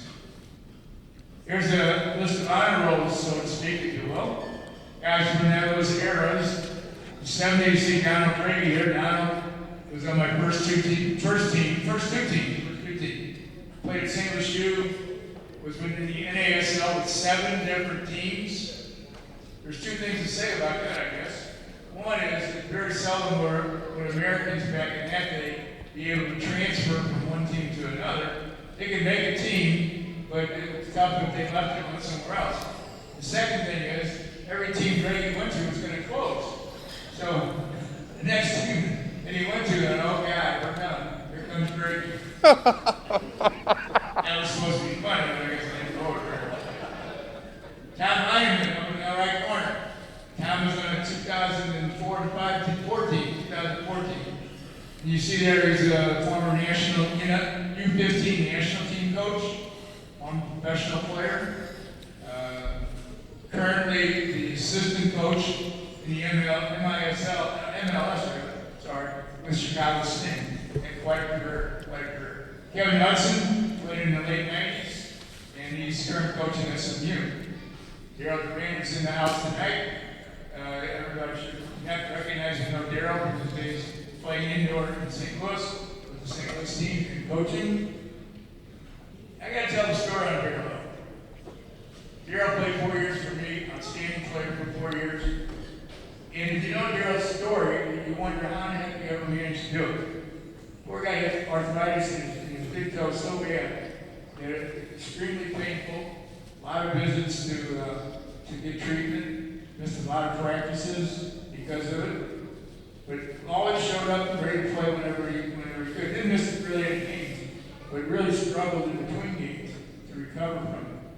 But the interesting story is, and I asked Daryl this one time, I said, with your toe problem like it was, how did you manage to play indoor soccer? And he said, you'd be surprised, but because playing indoor was a lot easier on the one than playing outdoor. Because indoor was a flat surface, and outdoor was kind of an uneven surface. He said, I could do the flat surface. But boy, what a player Daryl was, right? Everybody knows Daryl and the player was. Hip hip. Hip hip. Hip hip. Daryl got to the final in 80. We didn't get over the hump, but we got to the final. A.J. Pelazzo, a national Gatorade Player of the Year. You only get one of those every year. I mean, we don't get one a year because there's only one in the country. And you see the rest of it: Indiana, SLU, City 2, former roommate of Christian Pulisic. You might have heard that name somewhere. So that was the word AJ was running around with AJ with Pulisic. Mike Freitag spent 24 years at Indiana as a player, grad assistant coach, head coach, won a national championship with Indiana, and was the director of Colorado Youth Soccer. Middle picture shows Kevin Egan, along with one of Don Brady's teammates. And Kevin, when he was in school, always referred to himself as Franz. And in the picture, you see Kevin with the real Franz Beckenbauer. This is quite a picture when you go back in time and realize that was his idol, and here he is pictured with him. Mike England is the current president of St. Mary's High School and former president of CBC High School. He was a 4-year goalkeeper for me. All these guys are very active currently in development of youth programs in the city. My brother Tom and Tim Tito have been partners together with the New Dimension soccer program dealing with the underserved in the city. Hip hip. Eric Poles is in Pennsylvania, and he's director of a club there. You see Scotty McDaniel, Jeff Davis, and Gentili, and Kenny Godet are all with Scott Geller, the local club. And Matt Miller is program director at Blue Hughes. So we feel really good about their investment and involvement and their put back into the game. Congratulations, guys. So here we get into some stories. 60s and 70s. 70s was a rough time, turbulent time in the country. Vietnam, drugs, hippie movement, lack of authority, respect of authority, all big issues. CBC school enrollment is suffering, mainly because of the ROTC program and the sentiment towards the military. It was in 1977 that the school, through Brother Augustine, decided to make the military program optional. And from then, we picked up. From then on, Michael Jordan, who was principal at Linden, picked that up and got involved with the fundraising and built the place back up from just about from the ashes, to be honest with you. So it's a combination of Brother Gus making a tough decision and Michael Jordan being able to get the funds to keep the place not only going, but to thrive, to survive and thrive. Soccer changed from winter to winter to fall in 1975. So we had a 74-75 season, and then we came back and had a fall season in 75. The team before me finished up with 39-2-2. Hell of a season. We came in at 25-4-3. And I thought that was pretty good, but I was afraid that it might not have been good enough. But it ended up being okay. It wasn't until the end of this decade that we got to a district championship. The 78-79 teams both won districts. Okay. So, here's a couple quick slides. Uniform story. Go to the next slide, please. When I went into the uniforms, if you look at that picture closely, Yeah. you'll see a diagonal stripe, you see an up and down horizontal stripe, and you see no stripe. I don't think I had more than 5 or 6 of any one of those. So that's what I was supposed to do, is put all that together. Yeah, baby. Yeah, baby. You guys are in the picture, can you stand up? Bones, stand on a chair, so I know. Art. Kevin, you found yourself. Girls. Yeah, we got a few guys in here tonight. That was a B team, and you see the trophy there. We won the Ladue tournament that year, right, guys? That was a heck of a game, man. It was really a moment. It was really a moment. It was really cool. All right, go. We'll get to the first. We'll get to slides. Go ahead. One more. Okay. So after the uniform story, I got a Normandy story, and then this picture. Now go. The Normandy story was the lost game in the mud, 3-2. So my Dutch coaching education taught me that you always want to take from the game what you need to back to practice. So my thought was we couldn't stay on our feet in the mud, so we better practice in the mud. So it rained a whole lot that time. And then we practiced at Forest Park on the aviation fields, and there are probably 4 or 5 fields there. Each field had an adjacent softball field. Softball fields don't have any grass on the infield. When it rains, they get muddy. We needed to practice in the mud. So I showed up. I forgot to bring the soccer balls that day. Remember that, right, Donald? Do you remember any soccer balls that day? No, not the M1. But they had an infield, and they had benches on the first base and third base side, and they had a backstop. So we lined up and we jumped the bench at first base, ran across the mud on the infield, jumped the third base bench, ran behind the backboard, backstop, and we did that until we got down to dirt. We were past the mud, we got down to dirt. So what we do? Send them home? Hell no. We found the next infield and tore it up. After we tore all the infields up, then I made them run laps around the whole field. And it was a mess. They were a mess. I think they were fighting to see who was going to knock me out. They were done with me. They had enough of me that day. But, lesson learned, we didn't slip in the mud the rest of the year. Next picture. Here's CBC in the 70s. Here's CBC in the 70s, right there. Top picture, you see the dress uniform.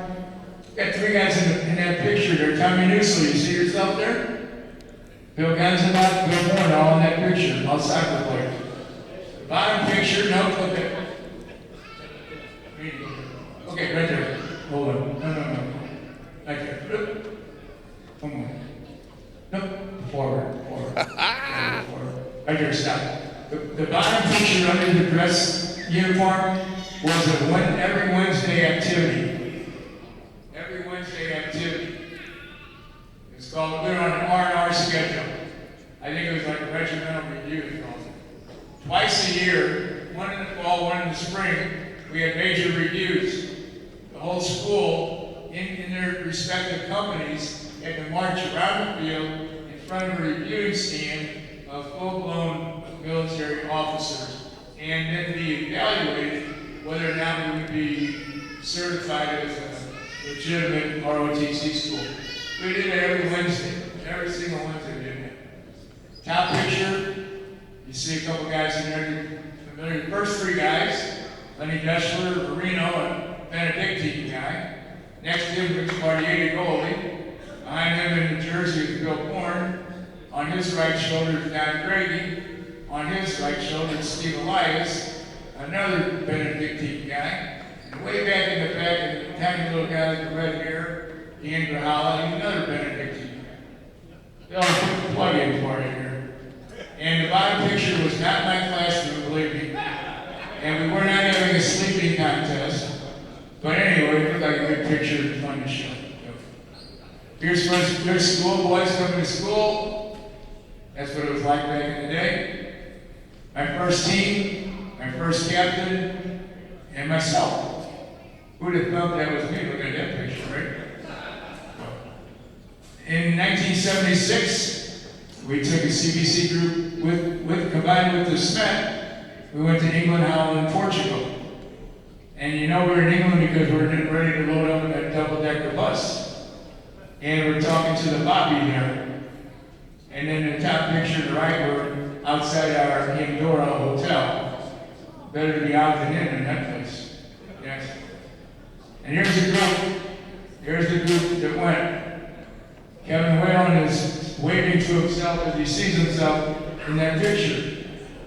John Huber, can you see Kevin Whalen in his picture? Take a picture of it. Can you see Kevin in the picture? As you're looking at the picture, look to the standing guys, look to the left, look to the second guy on the left. Kenny Rowland, where you at, Ken? Kenny, can you see yourself? See yourself, Ken? Who else is in that picture? My brother Tom's in the picture. T-Tam was in the picture. Stevie Westbrook's in the picture. We got Deander in, not Gerald in. Vitek's in the picture, but they're not good at that. Only a guy. Mike Rosino, you're in the picture? Yes, you are. Hey. Ted Carney, are you in the picture? Hey. Anybody else in here that I missed is in the picture? Okay. And that was at Wembley Stadium. Rest in peace, Tom London, Kirk. England. We got to tour Wembley. Got to go into the locker rooms. Got to go into the big loft that they have. We had to walk up to where the Queen presented the trophy. They had piped in music. It was nothing but cool. It was really neat. But I tell you what I took away from that, I didn't realize after watching Wembley on TV for so many years, how actually small it was. It was very, very small. You don't even realize how small it was and how well they played. You tip your hat to their skill. These are two teams that made their way out of districts. maybe you can see Daryl in that top picture, number 8. That's his sophomore year. The bottom picture is right in the middle with an armband as a junior, as a captain. Anybody else in the room from either of those teams? Kenny, were you in that team? Ken Rowland, were you on that team? Hey, baby. Yeah, he can. Anybody else? I'm not sure if anybody else. Yeah, he is. He's trying to stand up. It looks like he's sitting down. All right, next picture. All right, let's move on to the 80s. 80s was live and well. Everything was back to normal. School was good. Teams were good. We had 6 finals in the 80s. Next. But we got some stories to tell. The 80-81 team got to the finals. Lost to behind both times. Could should have won the 81 game. 80 was kind of a toss-up. In 83, this is really cool. This tells you how much I know as a coach. Bill Belcher was my assistant coach at the time. And in the spring, prior to the season, I gave Bill a note, and I said, Bill, what do you think this team has to do to be 500? Look how right I was on that. See that stat in the parentheses? That was their record. They weren't 12-12, they were 24-1. Wow, I missed the boat on that one. And they were state champions. We played Michler in the final. They had a very, very good team. Very good team. But I had always told my teams that one of my standards was to play every game through the season as though it were the state final game. And here's why. Because if you get to the state final game, you've already played it 20, 25 times. It's no big deal. Let's go play the game. Well, McClure and Arnold didn't have that same theory, I don't think. My guys were sitting up in the bleachers watching the game beforehand, very relaxed and calm. McClure and Arnold guys were standing along the cyclone fence, kicking at the fence. I could tell they were nervous. I remember telling our guys, listen, for the first 10 minutes they're going to come out gangbusters. Just weather the storm, and when 10 minutes pass, then we play. And the game will be ours. We won 1-0. After the game, we celebrated. Bill Drake, who was here tonight, and who brought another big, huge champagne bottle, had given us one previously, and it sat in my office for a good period of time because I never knew what to do with it.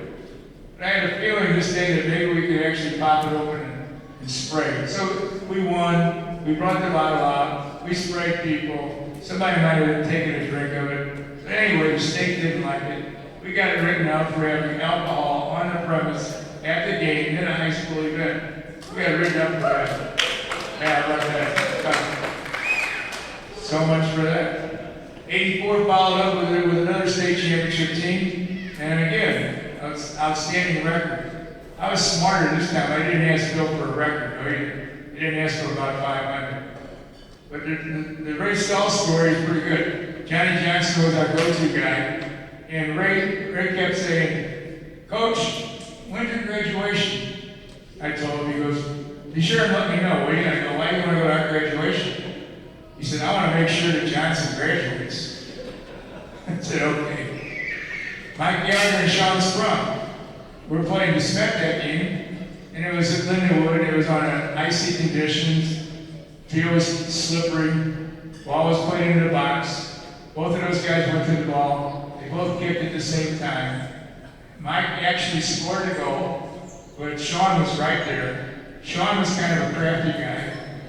Well, after the ball went in, Sean was running over to the sideline, runs to our fans, gets everybody's congratulations and applause, like he scored the goal. He was interviewed after the game for scoring the goal and everything else.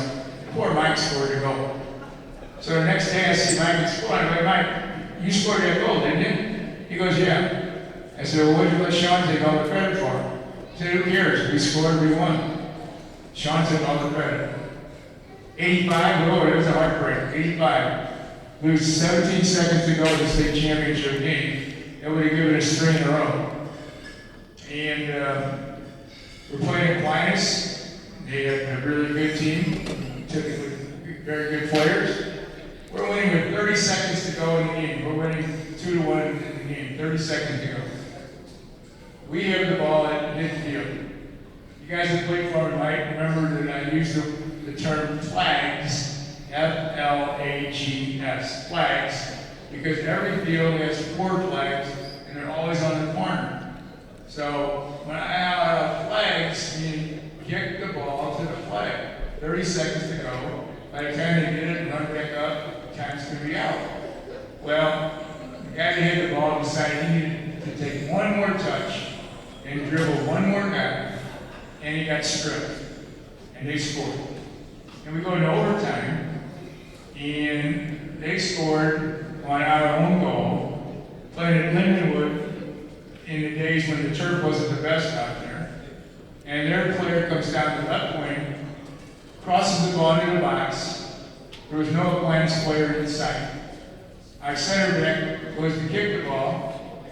The ball hit a seam, bounced over his right foot. It hit the inside of his left heel, trickled into the inside corner of the post, and the game ended 3-2 Aquinas. That was a heartbreak. That was really a heartbreak. 88, we came back and won. The team with the most nicknames and the best style of all. Next. We're just going to run through the teams real quick while I make a picture. There's our captains, Charlie Clark, John Cordia, Danny Cordia, and John Johnson. Yes, we won. There you go. Look to the coach's advice. I thought it was about time that we won a championship. I started in 71. This was 83. I had 12 years to put together the perfect game plan. But my plan was, hey guys, let's try this. Score the first goal. All right? If you do that, let's get a shutout. Okay, we'll do that. If we do that, we're going to win. All right. That was the plan. So as you see on the right-hand side, the numbers that support the first goal, you see the fact that we got 6 shutouts out of 6 games in that tournament. It works every time. Next. So there's a banner that used to hang in the old school, and now the one's hanging in the new school. You look in the gym and see the new banners, there's no way to get a bunch of the old ones up. Barely any room for the new ones anymore. Okay. There's the 84 team, really solid team. Dave Dumain's in here tonight, Pat Long's in here tonight. They're both on that team. Bob Hagen was on that team, he's in here tonight. Some of those guys look like men.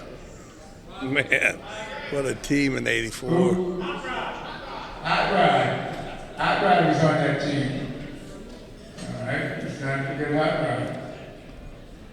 Captain's next. When you win state, you get a uniform. You can pick Oh, there we go. how The the top team picture is rules. the only undefeated, untied team in You go home with the uniform, whichever one you like.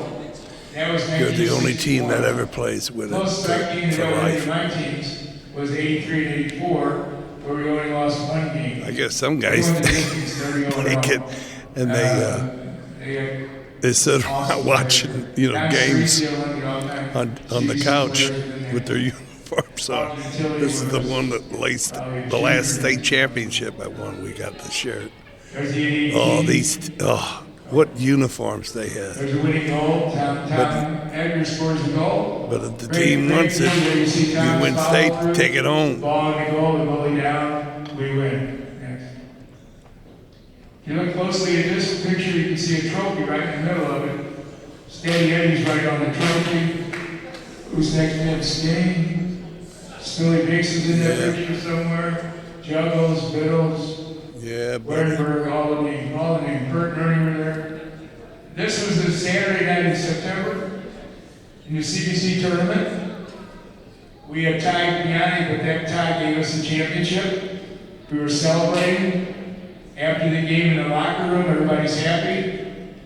Michael Jordan comes down as the principal, and as close as I ever came to getting fired was that night because he said, "Where's the purple?" I said, "That's Northwestern purple that we're wearing." He said, "Northwestern purple?" I said, "That's not purple." I tried, but I couldn't convince him. So anyway, life went on. That's a little storyline. So we won a championship at the celebration that we had that night at one of the players' houses. All of us, me, myself included, we all wore those shirts in honor of. Got a minute? Here's the 81. There he is, ladies and gentlemen, Jake Pitchoff. Hey, Wales. Thanks for having me. Big time coach here at CBC, and then he went over and he beat CBC on a regular basis over at Lindbergh High School. Yeah. Hey, I don't take any glory in that, other than the fact that we're all out there as coaches trying to do the best we can for our kids, for our athletes, and trying to compete. But I will say this, having coached under Terry and been a part of his model and his pedigree, he's all about intentionality, the intentional purpose and mindset to train, the intentionality to game planning, the intentionality to building a repertoire towards being a true team player, and that's everything he instilled in me and many other coaches that have come, along with him and before him and after him. So that's what I'm about now myself. And that's why the world calls him Dr. Jake Pitchoff. And he's married to a volleyball coach. P's and Q's, baby.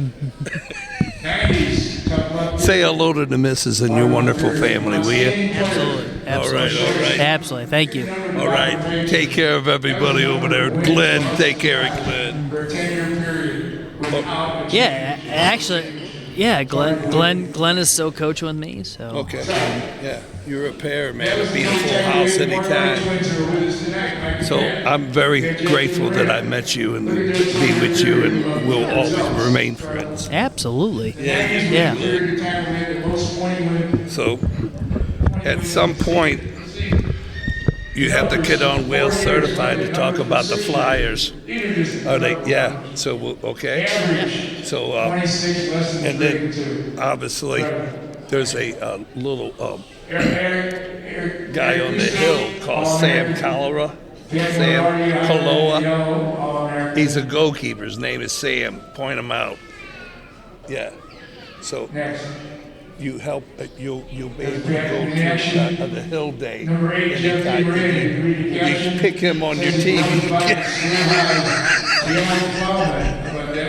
That's the name you have next. You got the twins on the left and the twins on the right. I mean, all you can do is try. They come to play, get down to 30 guys on the right. You got their business. But there they are. Looks on, and they're uniform. The Maserati twins. But the old man says, hey, if you see Will, don't worry about it. I'll hear him. That's a national record for the first shutouts. You'll hear him first, he says. This 4-year period wins is over. Mike. It's just incredible. Set of twins. And there's the teams that got to the finals. 90, Man, I'm telling you. Next. CBC has had some magnificent uniforms. I mean, they're worldly. No matter, gosh. And the real good ones, there's only like 20-something players that has them. You know what I mean? I mean, they're just, gosh. You walk all these uniforms, man. Wow, most wins. 32 wins. So you go in somebody's house and you see it's behind the glass. It's hanging up. Look at what that, man. And it's kind of like, when you're in the fire, break the glass, And 04-05 didn't make it. Joe Bryan scores a goal in the championship game on a practice activity that we play called bumpers. It's a very active I'm getting close. 85, we win beyond Jimmy McDonald. Doesn't score any goals at all, scores a blistering goal. Great goal. And in 09, Jake Bond scores the game-winning goal against Lou. Yeah. Jake Bond's mother passed away in August as we started training. And in the final game of the year, he comes 7 players. of course, going on. Played 4 years varsity and won 100 games. Team of all that I had. The record was second best, but they won all 6 of the tournaments that they played in. I don't know if that says. The 09 team beat SLU in the final before 55,000 people. 55,000. After losing them twice during the year. Not 55,000. 5,500. 5,500. The 014 preseason rated number 1 nationally. Yeah. Nationally. What? Nationally number 4. Preseason. Coach's comments, okay. You see the championship that they won out 6 out of 6. Oh. There's a celebration. These guys love to celebrate for sure. Yes. The 05 team followed them up with another outstanding. The team before them was 29 wins. It was 31 wins. These guys were 29. 7 of those guys on that team played 4 years and started for 4 years and won 100 games during their career. Plus 2 state championships and national rankings. Zach Tierney's here, ladies and gentlemen. Gracious man. His father was a real inspiration to CBC players, and his brother, Austin Tierney. They're super brothers. I got to coach with the guy. This is the 09 team. You know, 2 fellas that really knew how to enjoy morning, noon, and night. Now he's a proud father. On a mission, look at that perfect form right there. Dancing the ball, not looking at the ball. It's changing diapers. He can change diapers and do other things at the same time. Here it is, 2012, baby. Hold on. This is a big moment for Dutch touch. For 2007, we started Dutch touch. Up in the left corner is my Dutch partner, Jan Prime. Jan and I started this in 2007, stayed with it all the way through. Next picture shows Christian Pulisic. On one of our trips, we went to Germany, went to Dortmund, and those were our kids that went on the trip with us. And we were able to meet with Christian. He was probably 17 years old then at the time. He took time out to meet with us, which was nice. And then right inside shows the games for the young pictures. 2010 was an interesting era. In 2012, United States Soccer initiated and mandated the development academy, and that a player had to choose between high school soccer and academy soccer. That was a major landmark in youth soccer. In 2012, well, first of all, 2012, we got to turn to the next slide. We got to,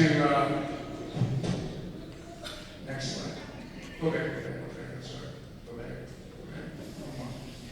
All right, so 2012, with 8 players missing due to playing in the academy, we were able to get out of district. We advanced to the Final Four. It was in Blue Springs, which is a suburb of Kansas City. We played Rockers in the semifinal game. Rockers is a neighboring community to Blue Springs. We outdrew Rockers with our student body. That was really impressive. The following game, we won that game. The following game, we were playing Champagne. What an amazing year. And without a question, Nate the Great Griffin is the goalkeeping coach over at Lafayette High School. He remembers it well. And if we play, let's beat them. Well, we managed to beat the 2-0. Great win. 2016 was a thrilling game against Rockers. Went to penalty kicks. We won that. 2018 was a nail biter against a good Smet team. Won that with 17 goals goal. Next. Just about at the end. Go. Next one. There's the 12 team. Magnificent uniforms. Johnny, you here tonight? Anybody else with your group here tonight? We got 2 stars. That team tonight, AJ Palzo. Gold checkerboards, 2012. There they are. Go. Next. Studs. There's some of the Studs. cohorts there. Studs. Nathan Greg Griffin. The seniors, they were studs. Joe Corbett's on the 2012. Wow. I mean, just magical on that final. Goalie, and the other one then was Giovanni. All-American. All-Americans. Just number 5 in the back is just magnificent. Here's 2016. 2016. You see goalie number 1, Unbelievable. and you see Kyle Nero, number 5, making a decided PKs, goes to The PKs. side lines are looking pretty good. Next picture. Here's 2018. Oh, there they are. The Magic 2018. Look, I got the rings. I got the 12, 16, and 18 rings on. I mean, it was really something. Just tough. Yeah, and the parents, they were so together. Everybody was so happy. It was a journey of goodness and smiles. We still smile when we see each other. There's just nothing in it. We're champions. There you have it. It's awesome. That was really special. 2020, the current COVID. era, started with the COVID era. The whole country shut down for a while with that. We got to a final in 2022. Lost to Rutgers in a late penalty kick goal. Oh, Rutgers you had to remind me. So they were a good team on a roll. We did well. They were very gracious afterwards. That's our 2020 group. They knew. Most of the highlights. Yeah. Series of first championships. So all the teams The Berg lost. tournament, All the events Wales. And they're listed there. Go. My final thoughts are the same as I had earlier. Repeated. Go. And there's a closing prayer. Father Jim, if you would please. Father Jim's going to say a prayer to close it up. Father Jim was a cadet back in the day. He played for Dave Berwin, SPN. Father Jim celebrated his 50th year as a Thank you, everyone, for coming and say a prayer to God. In the name of the Father, and the Son, and the Holy Spirit. I am one, but I am not the only one. I can do some things, but I can't do everything. What I can do, I ought to do. By the grace of God, I will do. For my God, for my school, for my brothers, all for all. God for us all. Christian brothers on the move. St. John Baptist de La Salle. Pray for us. Live Jesus in our hearts. Forever. Thank you.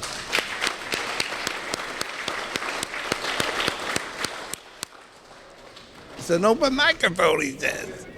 Thanks for the memories. I didn't disappoint you with a long one, did I? I told you it was going to be long. Thanks for your attention. I appreciate it. Woo-hoo!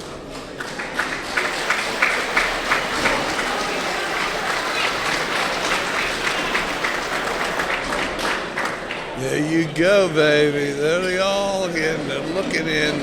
They're looking. And there they are. The 8, the magnificent 8. We're going 7 plus 1. Yeah, baby. Are you driving it out of the lot and changing drivers? Or? Take it easy, Chris Pagano, ladies and gentlemen. Balumpo. All right, baby. Perfect night. Yes, it was. Did your parents call you the best looking twin or what? Evil twin. Evil There, twin. there he is. Oh, man. Thank you. See you soon. All right. J.D. Brewster, ladies and gentlemen, a.k.a. the Diesel. He's in the house. Yeah, he's at the Rock. He's at the Rock. He's leaving where the whales left off. There he is. Man, how you doing? Good to see you. All right. There they are, man. Yeah. You know, they got open mic for anybody.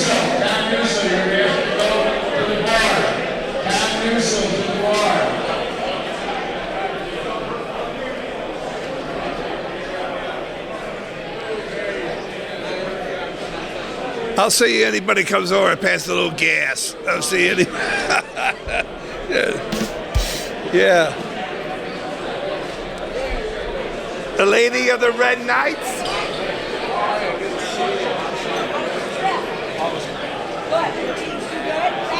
Ladies of the, yeah. The Lady of the Red Knights. The president of the. What a jewel of St. Louis. Always wearing red. She's the Lady of the Red Knights. It's a nice little area there. You know, they're looking in, and I guess they're going to be moving and stuff. But what memories of Incarnate Word Academy over there where they're at? It's really something. There he is. They got the Irish. Oh, hey man. Hey coach. Oh, you flying? I'm grounded right now. All right.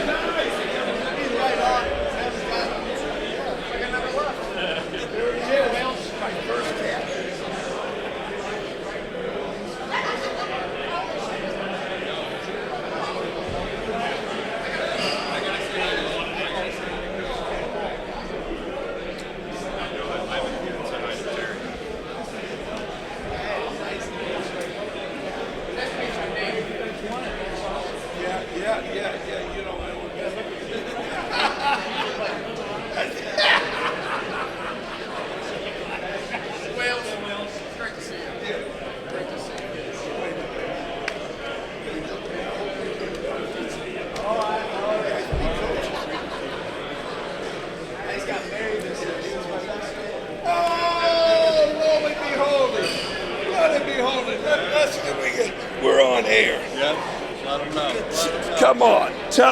Hey, Johnny. Johnny.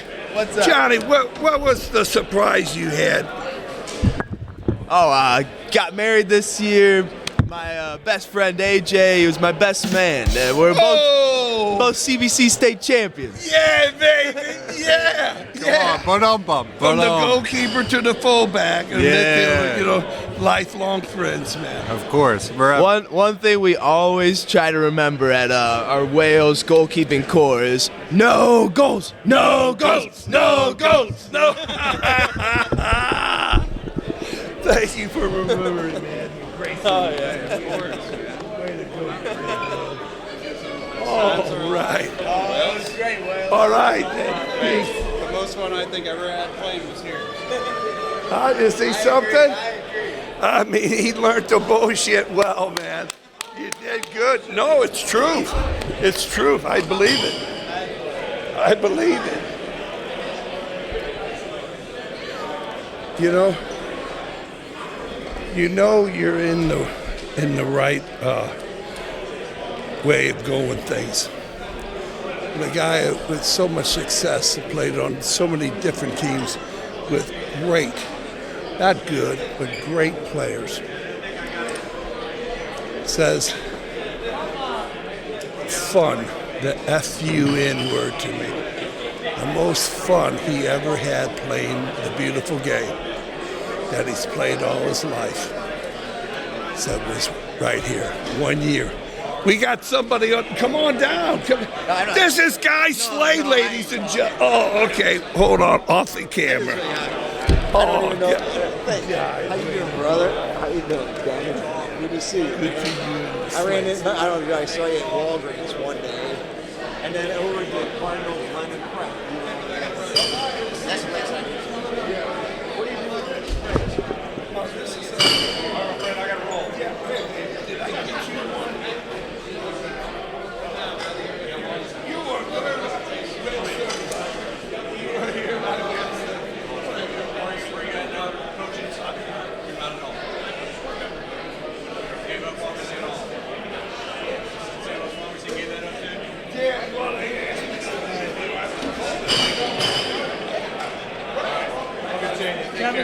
Yes, hey, Julie, for being a dude, you're well certified. Oh my God. Yeah, that's my podcast. Yeah, well certified podcast. Being a slave, you're well certified. Being a slave. Yeah, man. What a great event. Wasn't it? Wasn't it wonderful? You know what? I mean, honestly, yeah.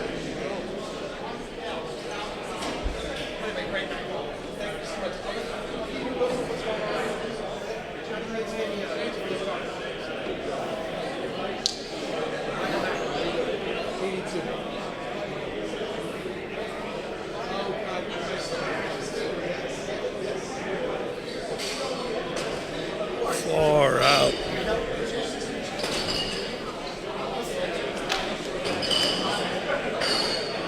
But I mean to tell you, they really are something. We got several people who have been well certified on podcasts, and we got the Polish. He still got a record in track and field at CBC. You should say ski, you know. And the guy, he's a little battered and beaten, but he's just, when he falls down, he gets back up. That's all, you know. It's just a have. There's Brock, the champion.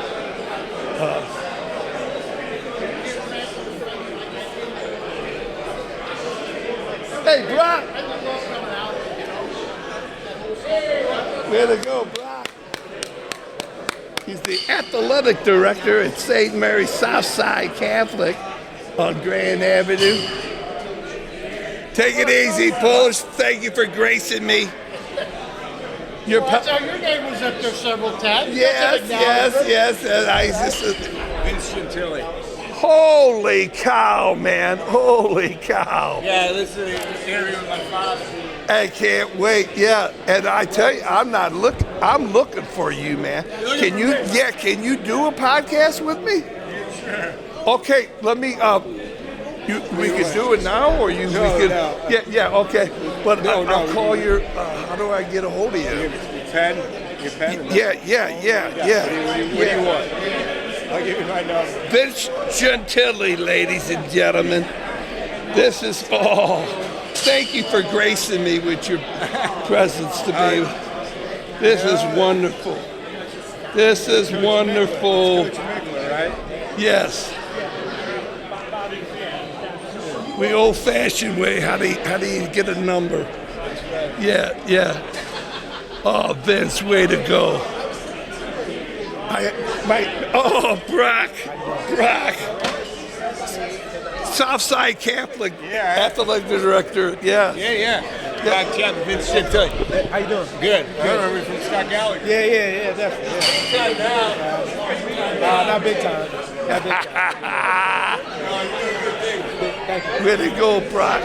Thank you for gracing us with your presence, man. A diamond in the rough, they would call you. And I still, for all of us to understand, I was a foot away from the goal. Those guys missed it. He said, I don't know, I did. Yeah, man. I mean, you're so close. Yeah. And your beautiful kids, they're all growing up nice and misses. Yeah. Give my regards. I will do. And tell Mike England he was up front. I got the picture of him. So All right. I'm going to send it to him. Great. I just wanted to say hi. Were you podcasting? Yeah, I'm alive. You want to say something? No, I'm all right. Okay. I would have cut you short if you said it. Okay. You want to say hi to the family? Okay. But man, Southside Catholic seems where it's at. That's it. Some exciting stuff will be announced here pretty soon. So. That's right. Yeah. So I'll be keeping out for you about that the city, kind of city league. Yeah, definitely. Yeah. Because you're on the south end, and Connor Ritter would be up on the north end, and everybody in between, the high schools. Yeah, definitely. So so they'll have a new athletic director this year, Connor Ritter. Oh, is that right? Yeah, and I'm trying to build a healthy relationship. Absolutely. So, come on down, Graham. We'll go up there. Yeah, that's right. Yeah. It'll be fun. Yeah. Yes, it will. So I just wanted to say hi. All right. Okay. Thank you. Appreciate you. Yeah. Talk to you soon. Oh, very nice, ladies and gentlemen. Very nice indeed. We got a couple people, they don't know it, but they're going to get into well certified. What? Oh, there he is, ladies and gentlemen. Are you live right now? We're on air. No, I don't want to be on air. Oh. Give me your commercial. Give you who? Can I listen to that? Oh, you better. What do I do? Give me your gift card. Okay. I don't know if I got it. Do I just go to Whale Certified? Ladies and gentlemen, I had my business cards and I lost them. I misplaced, but I want you to know that by the powers invested in me,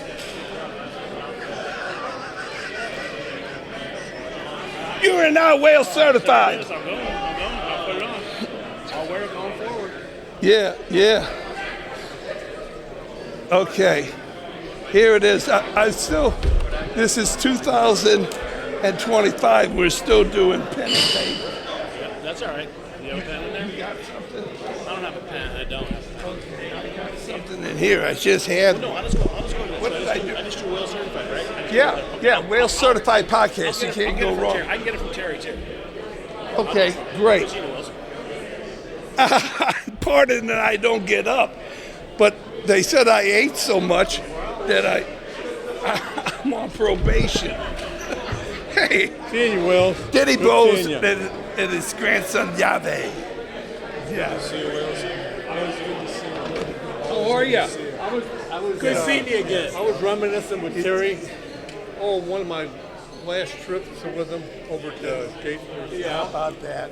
And when we were, the guy behind I you. was Is a that junior, him? Trevor was a senior. That's him. Daryl We played St. Durant. Mary's, Garland Park. Okay. In the hole. Yeah. And that day, I was Yeah. the left back, and Terry was. Yeah. And No, by no. the powers of I was right, Terry was left. Okay.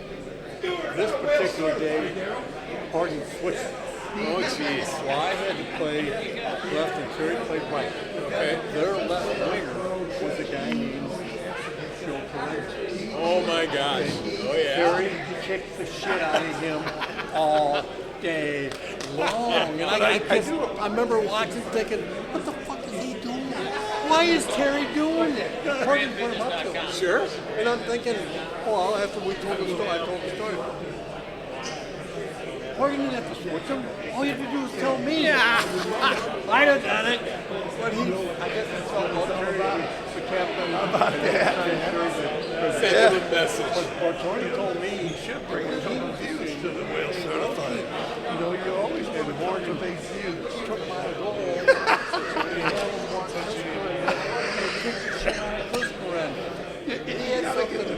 I think so. And, I think so. He was something else. Oh my gosh. So the story goes, One of a kind. Oh yeah. the guy One of a opens kind. it up. And they broke that mold. What was crazy? My cousin was a he'd be carrying on, screaming. My cousin started laughing. Oh, that didn't sit well. He said, "Terry, what are you laughing at?" He said, "I'm laughing at you. You're making a fool of yourself." And he just walked away. He walked away. My cousin, he had no filter on his mouth. It was in his mouth. It came out of his mouth. Glenn, you look good. That's amazing. Yeah, he got away with it. That's amazing. But anyway, Well, this was good. This was really good. yeah, CBC soccer is Yes, it should be. unique. Yeah. Oh my God. Yeah. It's been a blessing in my life. Yeah. My family, my boy played for him, And Bill Belcher was part of it. and Bill's good gone. people. Good people. When I was a senior, he sat in front of me. We sat alphabetically. He was in my homeroom only our senior year. Okay. He sat in front of me. He was in math.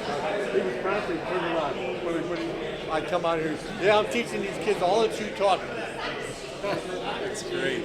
In 1979, when I got to CBC, my first experience at CBC was Terry and Mary Lou and Bill and Linda Belcher invited me. I was a young single guy, and they invited me up for dinner.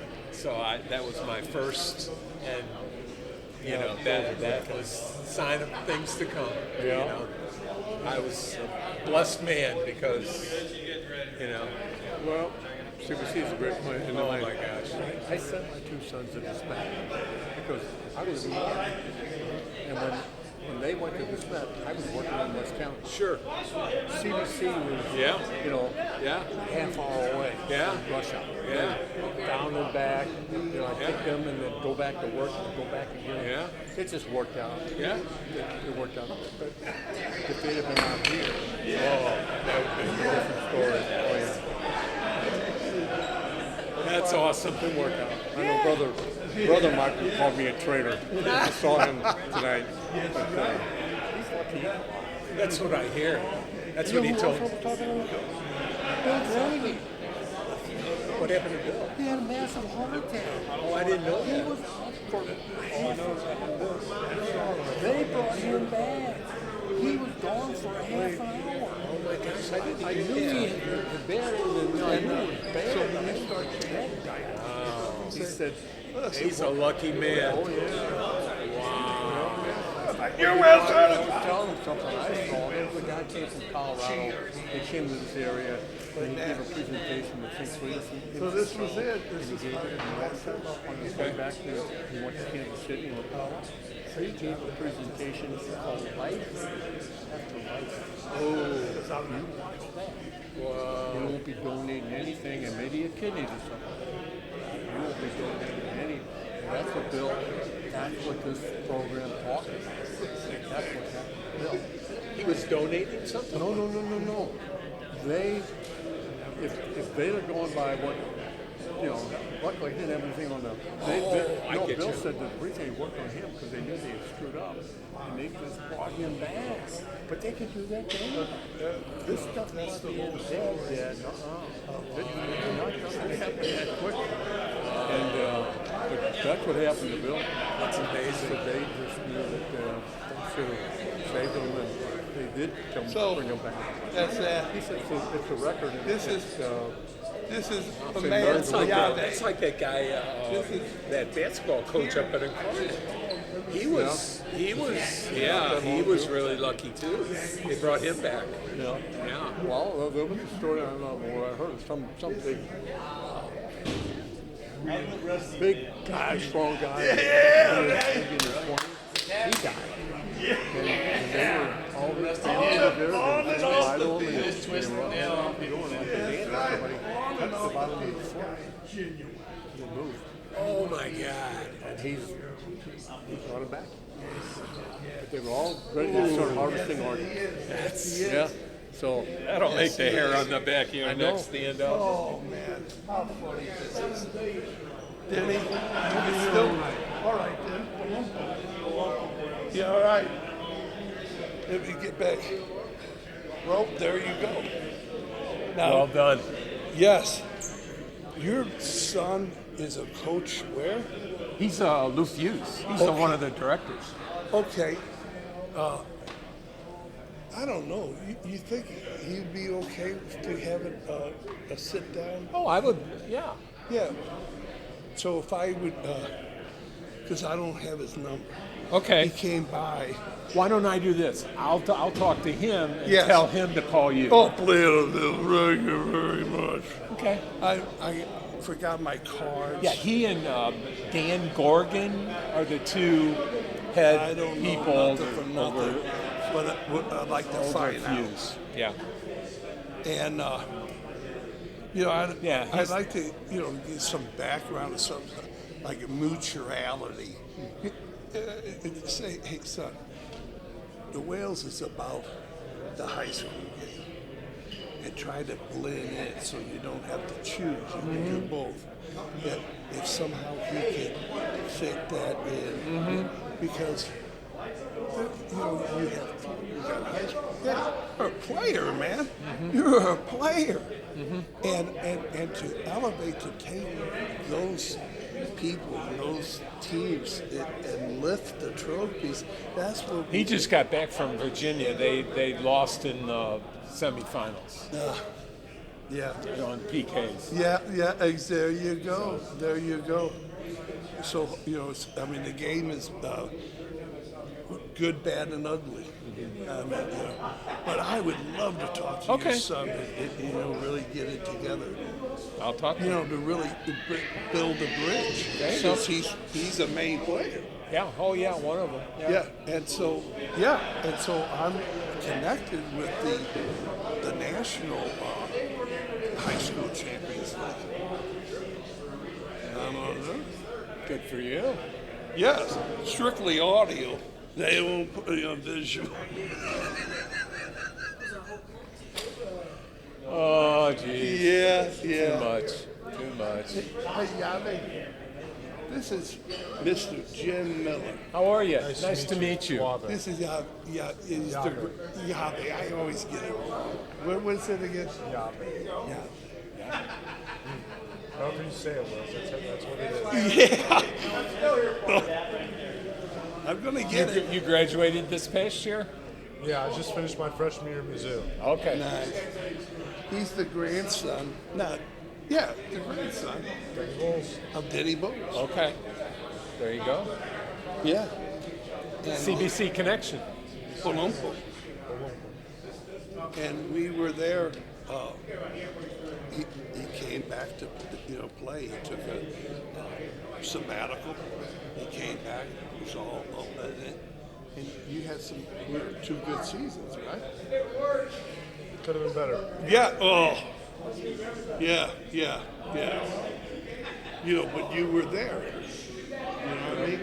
And it's just being there in that Final Four is really something. Oh my gosh. Am I correct? Yeah? Okay. Nothing like it. Came up a little. Yeah. I still don't think it was a PK. No, see? That's we are in agreement.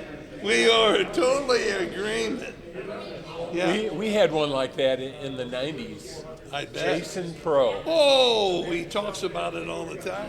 He dove. We're playing De Smet. He dove, and the ref gave a penalty kick. You're gonna go. Take care, Daddy. He's proud.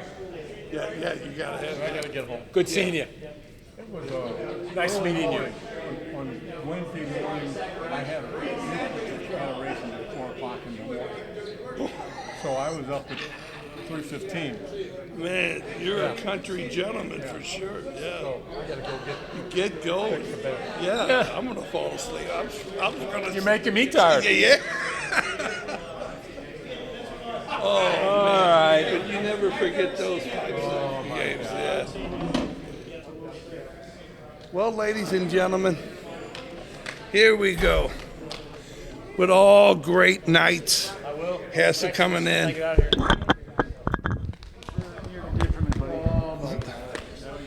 So, Wales? yes. Man, way to go, babe. Way to go. Please do. In fact, let me do something. Let me do one better. Okay. Take a selfie. Let me take a picture with the whale. Yeah, baby. How you doing? All right. I love you, bud. I love you. Really something, man. Really See you, man. something. All right. You two guys. Yeah.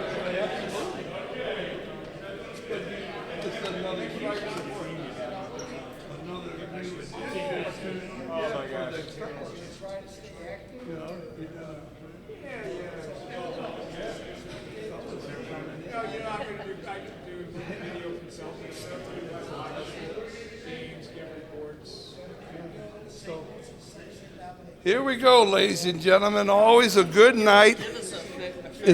Yes.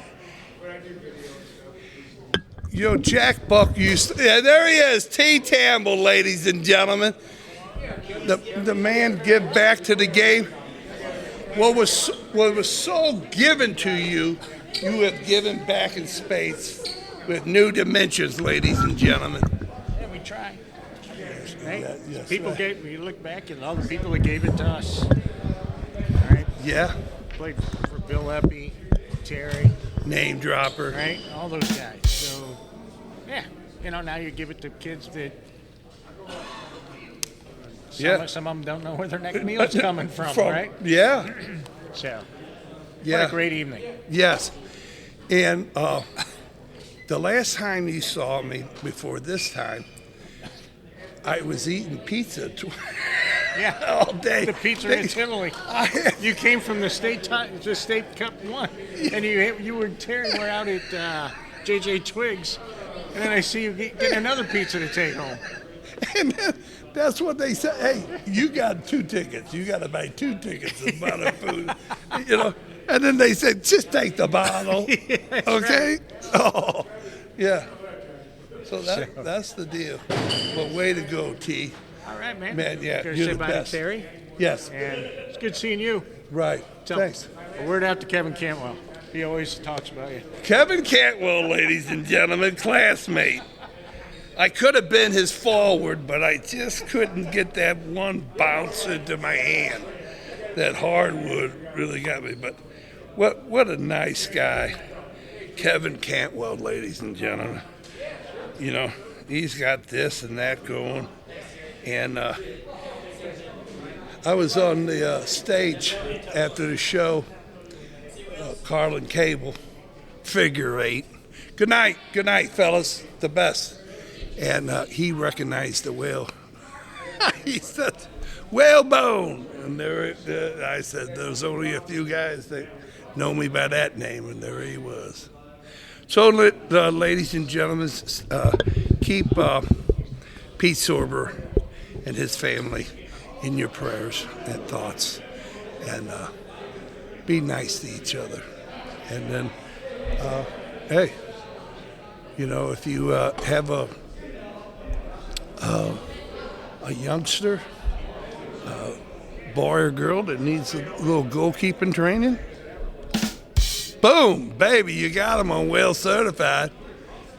And if you have a company and you want to be advertised, you got Whale Certified as your personal PR. And so just hats off to Terry Michler, a.k.a. Coach Michler. To know him is to call him Coach, and to love him. Hey, Terry, how you doing? So the best of the best, and thank you for all you do, and keep being Whale Certified. Get up in the day. Say, today's the day that I'm going to get Whale Certified. All right, ladies and gentlemen, good night. Jimmy Roth, ladies and gentlemen. Jimmy.